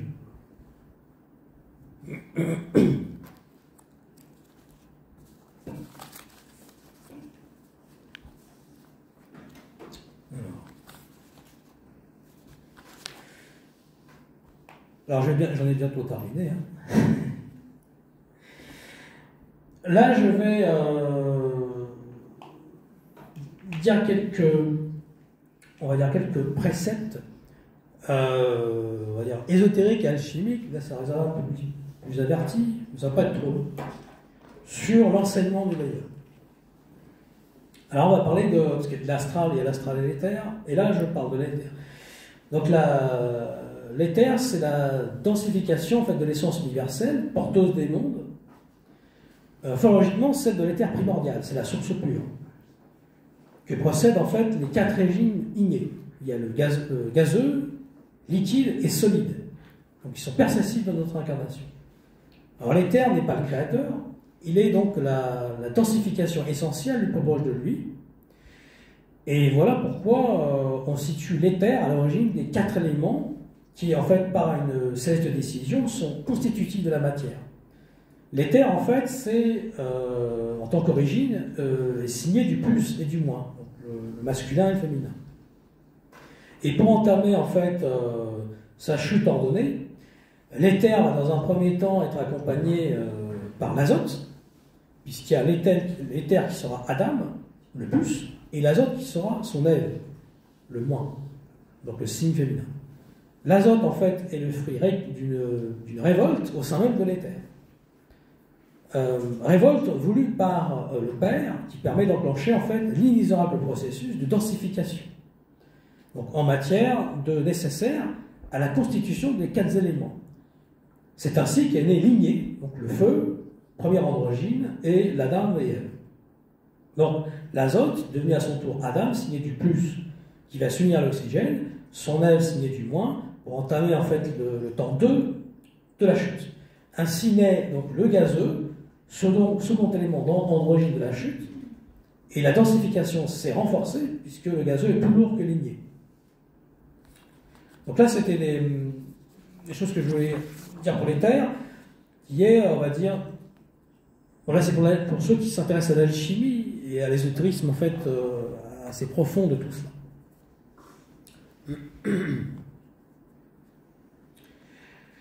Je vais aussi terminer sur la quête spirituelle, donc dans notre incarnation en quelque sorte. Et il faut savoir que le veilleur a beaucoup parlé dans le travail opératif de la métamorphose de soi, puisque le blason de la nature n'est pas un joyau intellectuel, il est d'abord et avant tout le livre de la nature, perpétuellement ouvert devant nos yeux. Et c'est en fait un livre qu'il faut d'abord apprendre à lire, sensitivement, et afin de pouvoir magiquement l'utiliser. C'est en fait la connaissance du blason de notre âme de terre et de ses couleurs. Le beau sang et le portique. Donc le veilleur traite du beau sang, B-A-U-C-A-N-T, tout au long de son œuvre.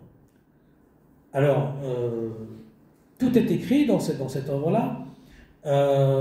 Il découle en fait d'une proposition de travail qui fait que l'union de la croix et du croissant est tout à fait envisageable, dans la mesure où c'est justement cette recherche d'unité qui caractérise la chevalerie. Une des significations du beau sang, étendard templier noir et blanc. Donc le veilleur lie le concept de liberté à celui du déterminisme et celui de l'action. Et c'est pour ça qu'on parle justement des templiers noirs et blancs. Parce qu'une action, en fait, a fonction de fixer, d'établir, de cimenter, de concrétiser. Donc cette liberté est apparentée au souffle, donc c'est le masculin, ainsi qu'à la couleur blanche et la colonne Jacquin. Le déterminisme, en fait, est apparenté au mercure, le féminin, ainsi qu'à la couleur noire et la colonne Boas. Donc c'est l'union parfaite de la liberté, du déterminisme, c'est-à-dire en fait l'ésotérisme de Compostelle et de la pierre noire, la Kaaba, qui est symbolisée donc dans le beau sang noir et blanc, le bosson noir et blanc du temple, comme il y a le Graal noir et le Graal blanc, dont a parlé Rudger Reynolds. Donc là, on en revient au rosier rouge et au rosier blanc, des Templiers. C'est ce fameux rêve de Gabriel Carmi.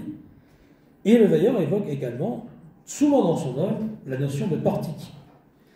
C'est ainsi qu'il rappelle que les deux colonnes d'un portique, se mariant à un fronton, ce dernier exauce en lui ce qui monte du reste de l'édifice. Puisqu'en fait, il y a dans les colonnes, donc entre les colonnes Jacquin, de nature positive, volatile et donc masculine, blanche et ascendante. Tandis que l'autre se trouve en tout point à l'inverse de la précédente. C'est là la dimension spéculaire, dimension miroir, le blanc et le noir. Et donc il en résulte que la sublimation pourpre au sommet d'un portique est un plus majeur, ou une amplification faite du plus de sa colonne Jacquin, blanche, opposée au Boas, noir, donc Jacquin et Boas. Et donc c'est une liberté suprême, définitive. C'est en quelque sorte le trône splendide au-dessus de la liberté, du déterminisme, qui s'est situé dans l'androgyne.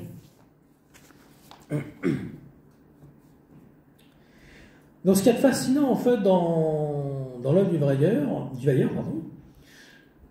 c'est qu'elle peut être lue dans une vie entière, une quête méditative. Là c'était des annexes d'alchimie en fait que je vous ai conté à l'instant.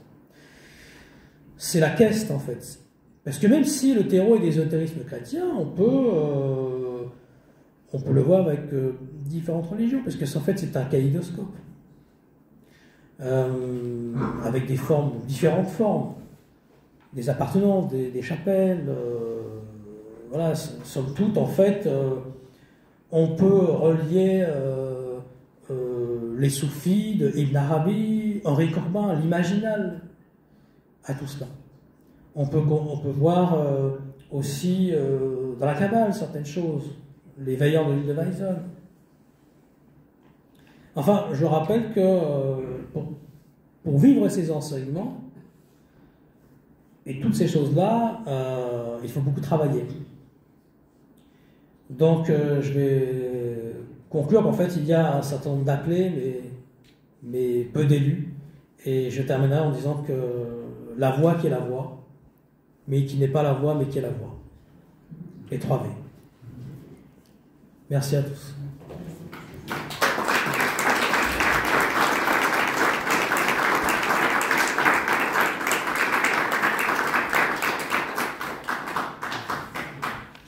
Alors, si vous avez des questions, je vais passer à la question. Par rapport à ce que vous nous avez expliqué, c'est-à-dire la diversité, la multitude d'obédiences, je vais les appeler comme ça, ne sachant pas comment les appeler autrement, multiples et variées de ceux qui se disent néo-templiers, d'après vous, est-ce que vous pensez que nous sommes arrivés à une période où cette multitude commence à se réunifier? C'est-à-dire, est-ce qu'on arrive à une période où il y a un sens à tout ça? Pour moi, le sens, c'est l'unification, évidemment, parce que sinon, ça n'a aucun sens. Que chacun soit dans sa chapelle en essayant de défendre son point de vue. Est-ce que, d'après vos recherches, vous pensez qu'on arrive à un temps d'unification des concepts et peut-être que l'ego passe en second plan? Mais oui, c'est ce que cherche un peu à faire l'OVDT lors des guerres du Temple, hein. Justement, ces différentes résurgences. Oui, effectivement. J'ai juste quelques photos à vous montrer avant de finir. Quand je parlais des archimètres tout à l'heure, donc là, l'archimètre Bernard de Clairvaux, ici. Il y avait donc Bernard de Clairvaux, Maître Philippe de Lyon, donc qui était considéré comme des archimètres de la résurgence. Ici, Raymond Lull, Roger Bacon, toujours Roger Bacon, l'archimètre donc Saint-Renaud et Saint-Thomas d'Aquin. Voilà. Et je vais vous montrer aussi 2-3 autres choses. Après, on ira aux questions. Je vous conseille aussi le livre de Jean-Luc Chomeil, Les Trésors Templiers, une aventure obsédante, où on voit la tour d'Argénie d'ailleurs ici. Édition Pégase. Je voulais montrer aussi, bien sûr, les Templiers sont parmi nous, le Gérard de Sède. Le livre dont je vous parlais tout à l'heure, Les 12 subordinations politiques, donc de 1973, nouvelle révélation donc, sur les trésors d'Urasès et de Gisors. C'est un livre épuisé, très difficile à avoir, mais c'est très intéressant. Et enfin, bon là c'était mon grand-père Guithieu, dont je vous ai souvent parlé tout à l'heure. Voilà. Là c'était la porte de Rome, aussi, porte particulière chimique. Là c'est différents livres qu'il a fait avec Enel, des travaux qu'il a fait avec Enel, donc il s'occupe des oscillateurs Lakowski, des générateurs, Holome. Voilà, différents livres qu'il a écrits. Voilà. Sciences égyptiennes de l'astral. Ibacom. C'est à nouveau avec Ivan Bosca, des élus Cohen. Et enfin,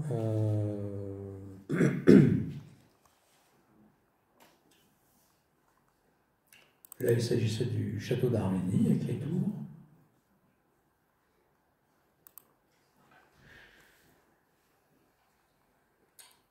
Et enfin, le réveil, voilà, le réveil des titans aussi, de Jean Rignac, dont j'ai parlé tout à l'heure. Là, c'est Raymond Bernard, donc la Morque. Le Circès, dont j'ai parlé tout à l'heure aussi. Et voilà, j'ai fini pour les photos. Donc on continue les questions. Désolé, parce que j'avais omis de montrer certaines photos. Voilà. On revient sur les questions. Si vous avez des questions.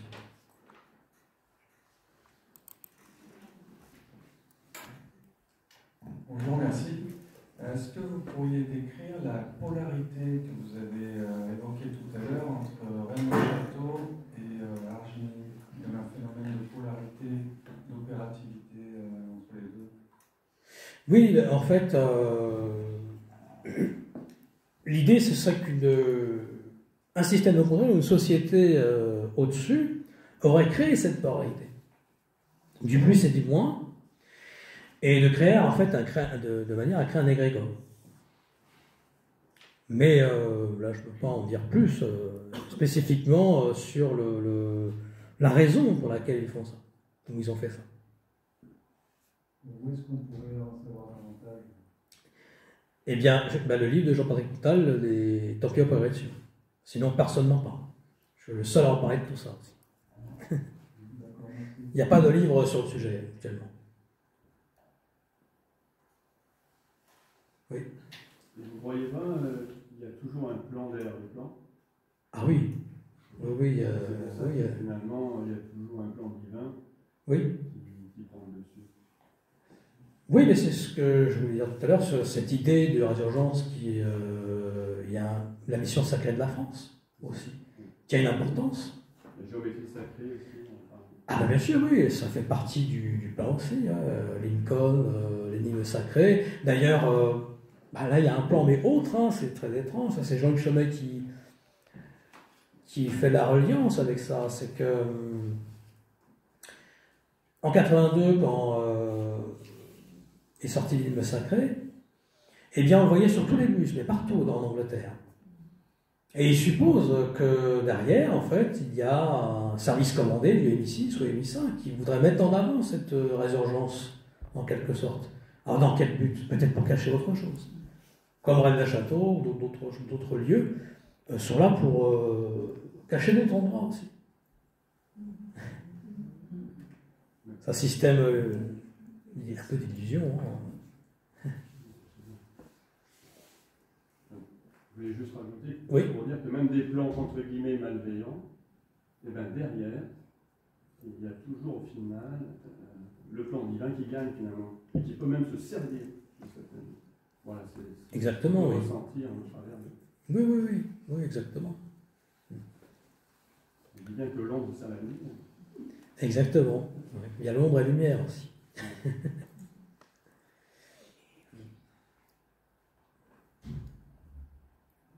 Oui. Un dernier mot. Oui, allez-y. Il y a un mot qui est souvent revenu par les compagnons du devoir, c'est servir sans se servir et sans asservir.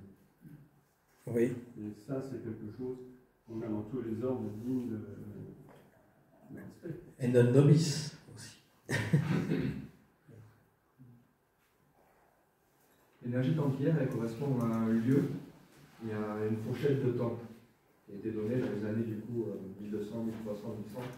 Quel est l'intérêt d'une résurgence templière et de l'égrégore templier aujourd'hui? Eh bien, tout n'est pas été accompli à l'époque. Et donc, ça continue, puisque certaines choses n'ont pas été faites comme il faut, ou certaines choses ont été arrêtées en route, on va dire, que l'arrestation des Templiers, là, ça a coupé, on va dire, l'action, on va dire, divine et pleine christique. Donc, il fallait des personnes assez amènes de faire cette résurgence. Simplement, ça a été repris par certaines personnes, par certains groupes, parfois négatifs, puisqu'ils voulaient s'approprier, on va dire, une vraie initiation, en fait. Voilà, je pourrais dire.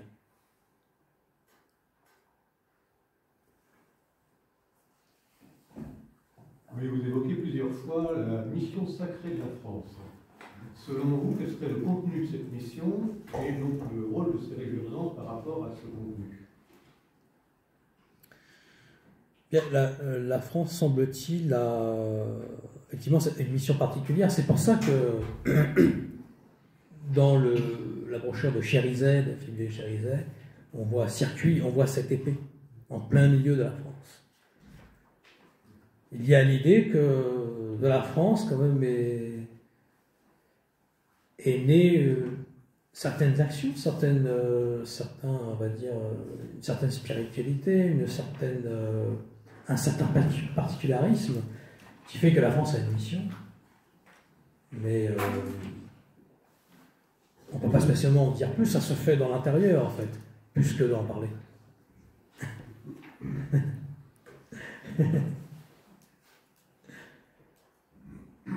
L'action parle plus que les mots.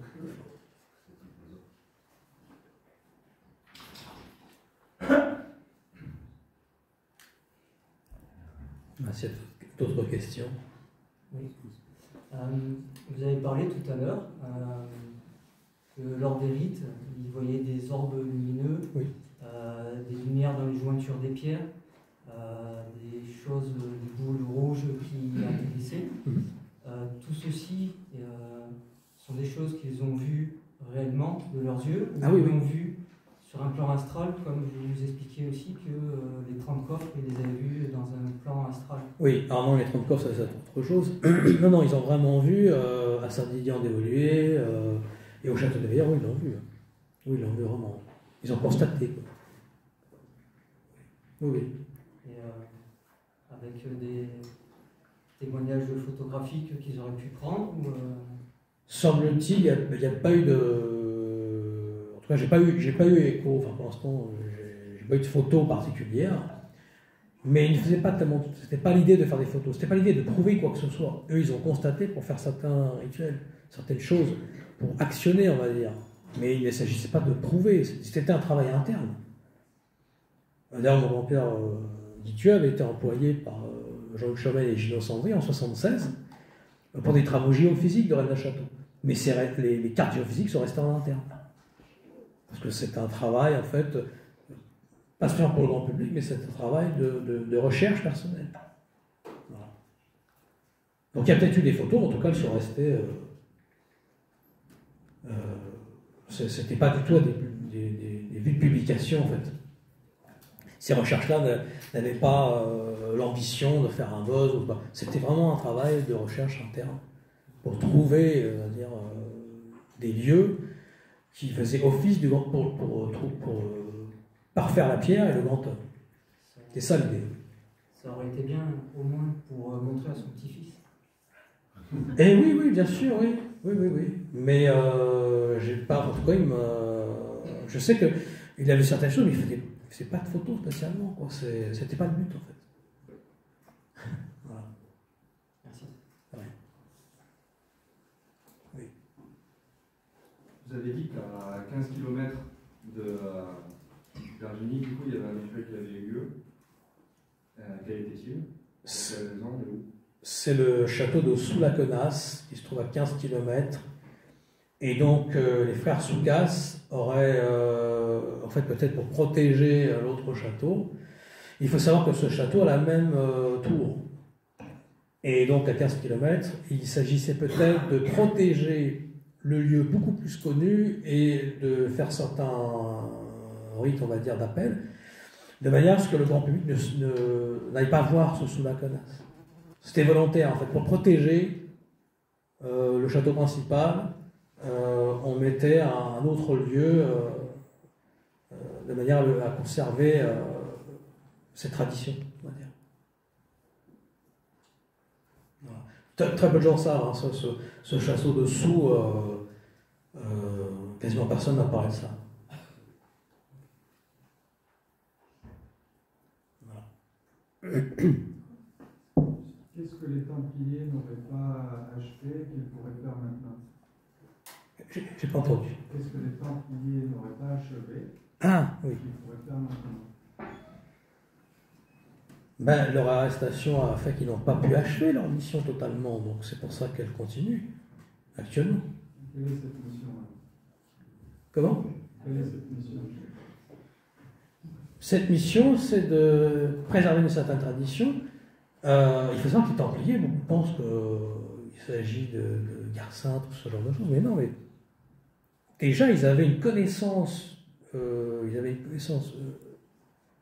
globale, à la fois de la tradition, on va dire, chiite avec Ibn Arabi, ce genre de choses, mais ils s'intéressaient aussi aux runes, à la tradition scandinave, à la Kabbale, à différentes... Ils avaient vraiment une connaissance générale, on va dire, de différentes traditions. Et donc, le but, c'était de parfaire toutes les traditions, toutes les spiritualités, ou certaines religions, de manière à en faire, pas une seule et unique, mais d'aller dans, on va dire, un kaléidoscope de connaissances.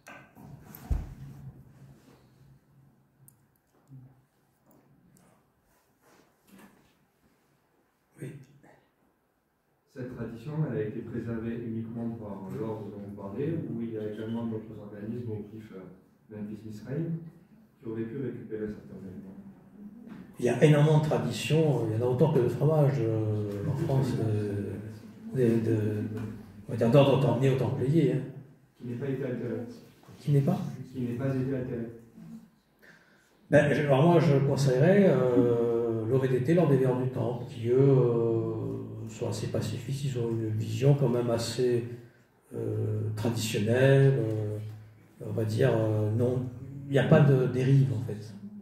Voilà. Il y a le collège templier aussi.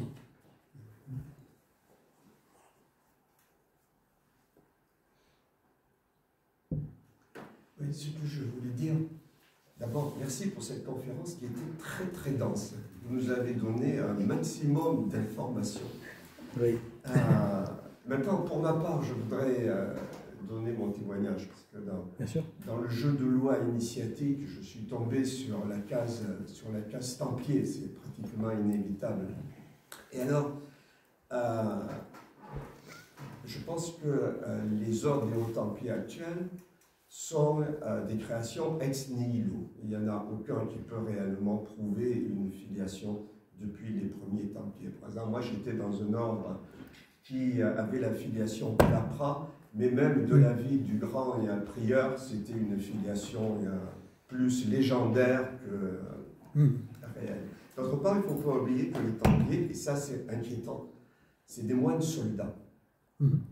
Et certains ordres néo-templiers au XXe siècle, et d'ailleurs vous j'en ai parlé. Vous en avez parlé, ont été infiltrés par des services étrangers, notamment Gladio. Gladio comme gladiateur, qui est une branche de l'OTAN d'ailleurs. Oui, j'en ai parlé. Le but de Gladio, c'était de créer une armée secrète pour que si les forces russes de l'Union soviétique arrivaient en Europe de l'Ouest, faire une sorte de résistance. Et après, ces réseaux sont restés et il y a eu des rives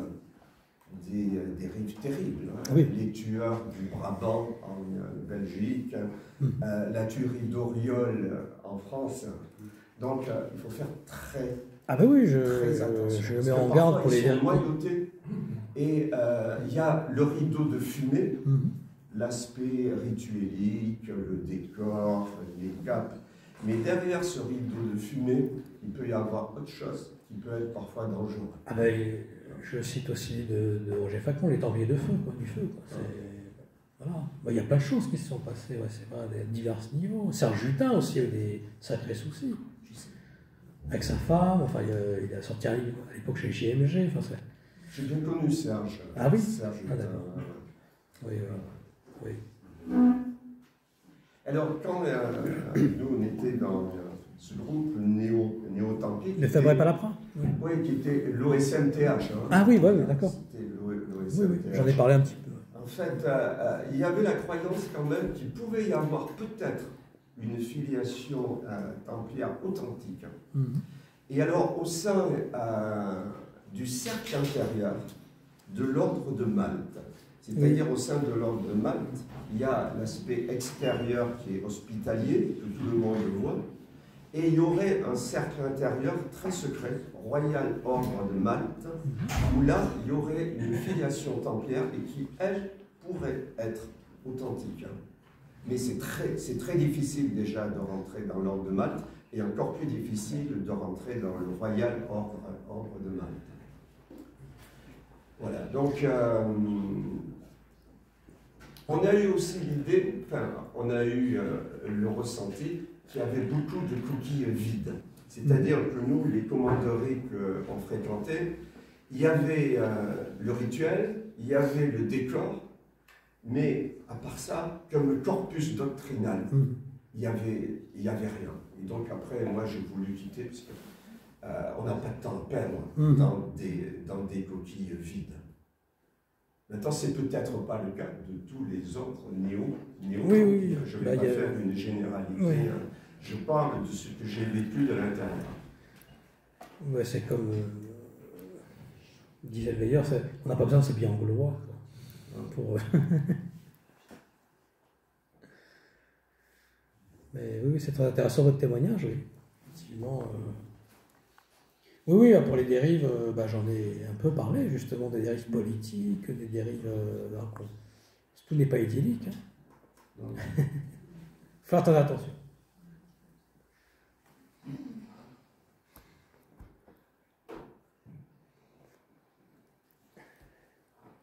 Patricia, du coup, votre volonté habitueux, Patrick de Ranchunas et d'autres personnes, du coup, en veilleurs, ont fait un rituel de manière à libérer les Templiers. Quelles en sont les conséquences? Eh bien, on verra bien. Je n'en dirai pas plus.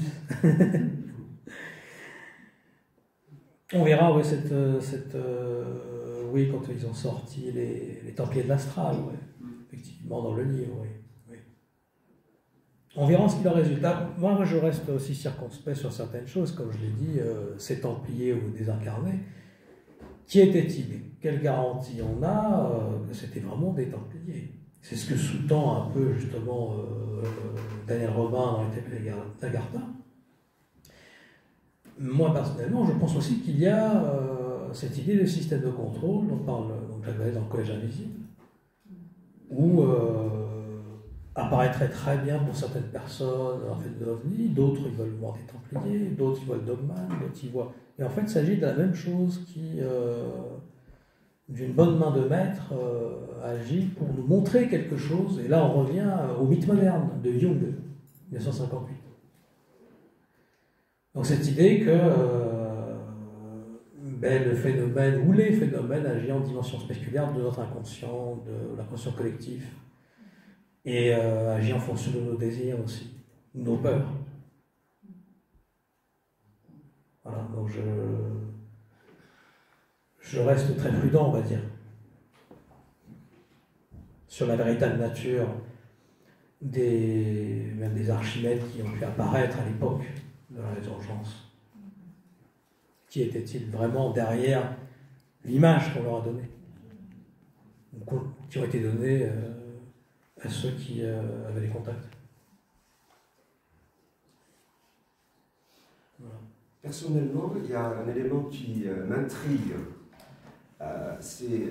n'y aurait-il pas des gens au-dessus et qui se servent de ces résurgences templières? Par exemple, tout à l'heure, vous avez parlé de Raymond Bernard.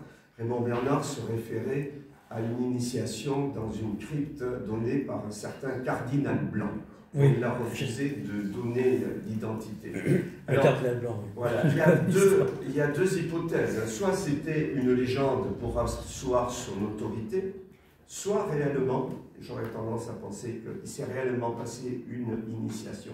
Il y avait quelqu'un qui se cachait derrière cette appellation de cardinal Blanc.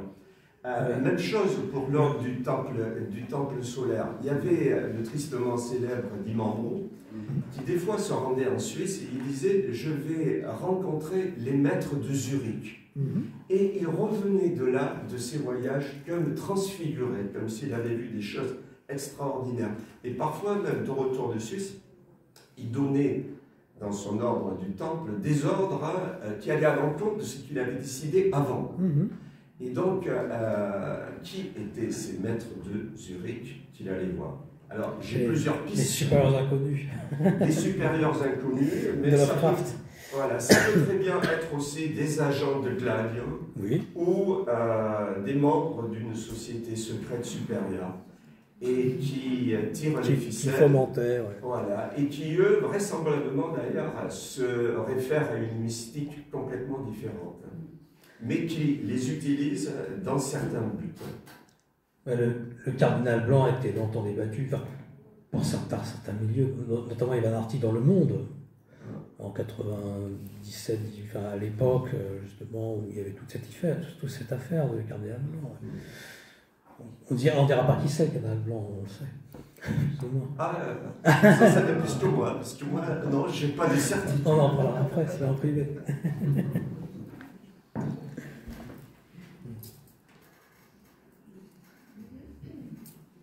Voilà, s'il y a d'autres questions. Oui. Je fais écho à monsieur. Moi, à titre personnel, avec très peu de moyens, je m'intéresse à la Suisse. Parce que je me pose la question de savoir pourquoi les gardes du Vatican sont en Suisse. Pourquoi beaucoup de villes suisses sont porteuses par elles-mêmes, Bâle, Berne, quelque chose qui parle au niveau. La consonance. Pourquoi, ça j'avais vu une vidéo il y a au moins une quinzaine d'années de cela, j'avais été totalement interpellée parce que je l'ignorais. La Suisse est un gruyère avec énormément de souterrains où on peut rentrer des avions de chasse. Il faut le savoir, et j'étais tombée là-dessus. C'était une vieille vidéo des années 80 qui montrait tout un système souterrain qui avait été généré sous le territoire suisse et qui permettait, notamment à l'armée, de pouvoir faire entrer des avions porteurs. Donc il y a tous ces processus, et je me dis qu'à titre personnel, la Suisse, qui se veut un pays très effacé, très neutre, mais où quand même résident les finances mondiales, du moins encore il y a quelques temps c'était le cas, à étudier. Point d'interrogation, je ne sais pas plus, mais je trouve que c'est intéressant. En sachant aussi que dans beaucoup de villages, dans la structure architecturale, il y a énormément de symboles maçonniques. Dans les tout petits villages, il y a une type un peu hystérique qui s'était pris de passion pour ça, et donc il faisait des petites vidéos, j'étais tombée là-dessus, et il faisait tous les petits villages de Suisse où il trouvait des fontaines, avec des sites, des statues du Baphomet, des choses tout à fait intéressantes. Donc je pense que, voilà, je n'en sais pas plus, mais je partage ça avec vous. Ce que vous avez amené ce témoignage. Je pense que la Suisse est un endroit particulier au niveau du pouvoir et des structures de pouvoir réelles de ce monde. Et caché derrière des organismes financiers, internationaux, etc. Je ne pas tous en tête, vous avez, on les connaît tous. La Banque centrale. La Banque centrale, par exemple. Exactement. Donc, voilà. Curieusement, en 1956, justement, il y a cette fameuse loge Villarmoz qui est née à Lyon, puis Fédéral Pina en 1956 aussi, c'est la même période. La création du prieuré sur Annemasse, on est tout près de la Suisse. La Société des Brouillards, la Société Angélique de Lyon, et tout près et qui est lié à la maçonnière, et ça continue avec justement donc, ce dont parle M. Paoli. Le CERN, peut-être qu'il s'amuse à invoquer des Templiers désincarnés, hein. Ou autre chose. Mais à propos de la Suisse, la création de la Suisse par le regroupement des 3 premiers cantons, c'est la bataille de Morgan's. Et c'est en 1315. Et il est dit que les paysans de ces cantons-là, qui ne sont pas encore des cantons suisses, vont se révolter contre les armées des Habsbourg, les Autrichiens. Et il est dit que ce sont les chevaliers en armure qui sont venus les aider. 1315, c'est quelque chose. D'accord ? Donc, comment des paysans peuvent battre les armées des Habsbourg?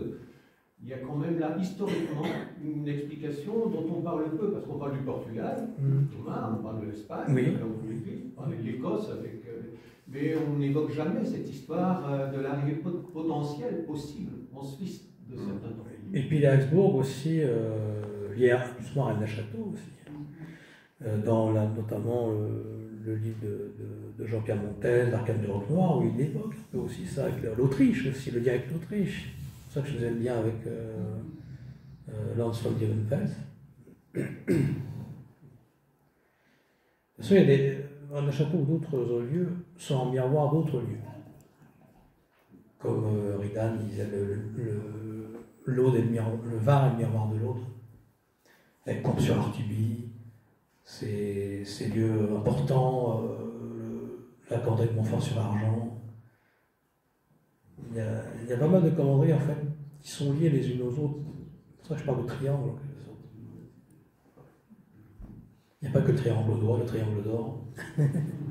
Il est ailleurs aussi.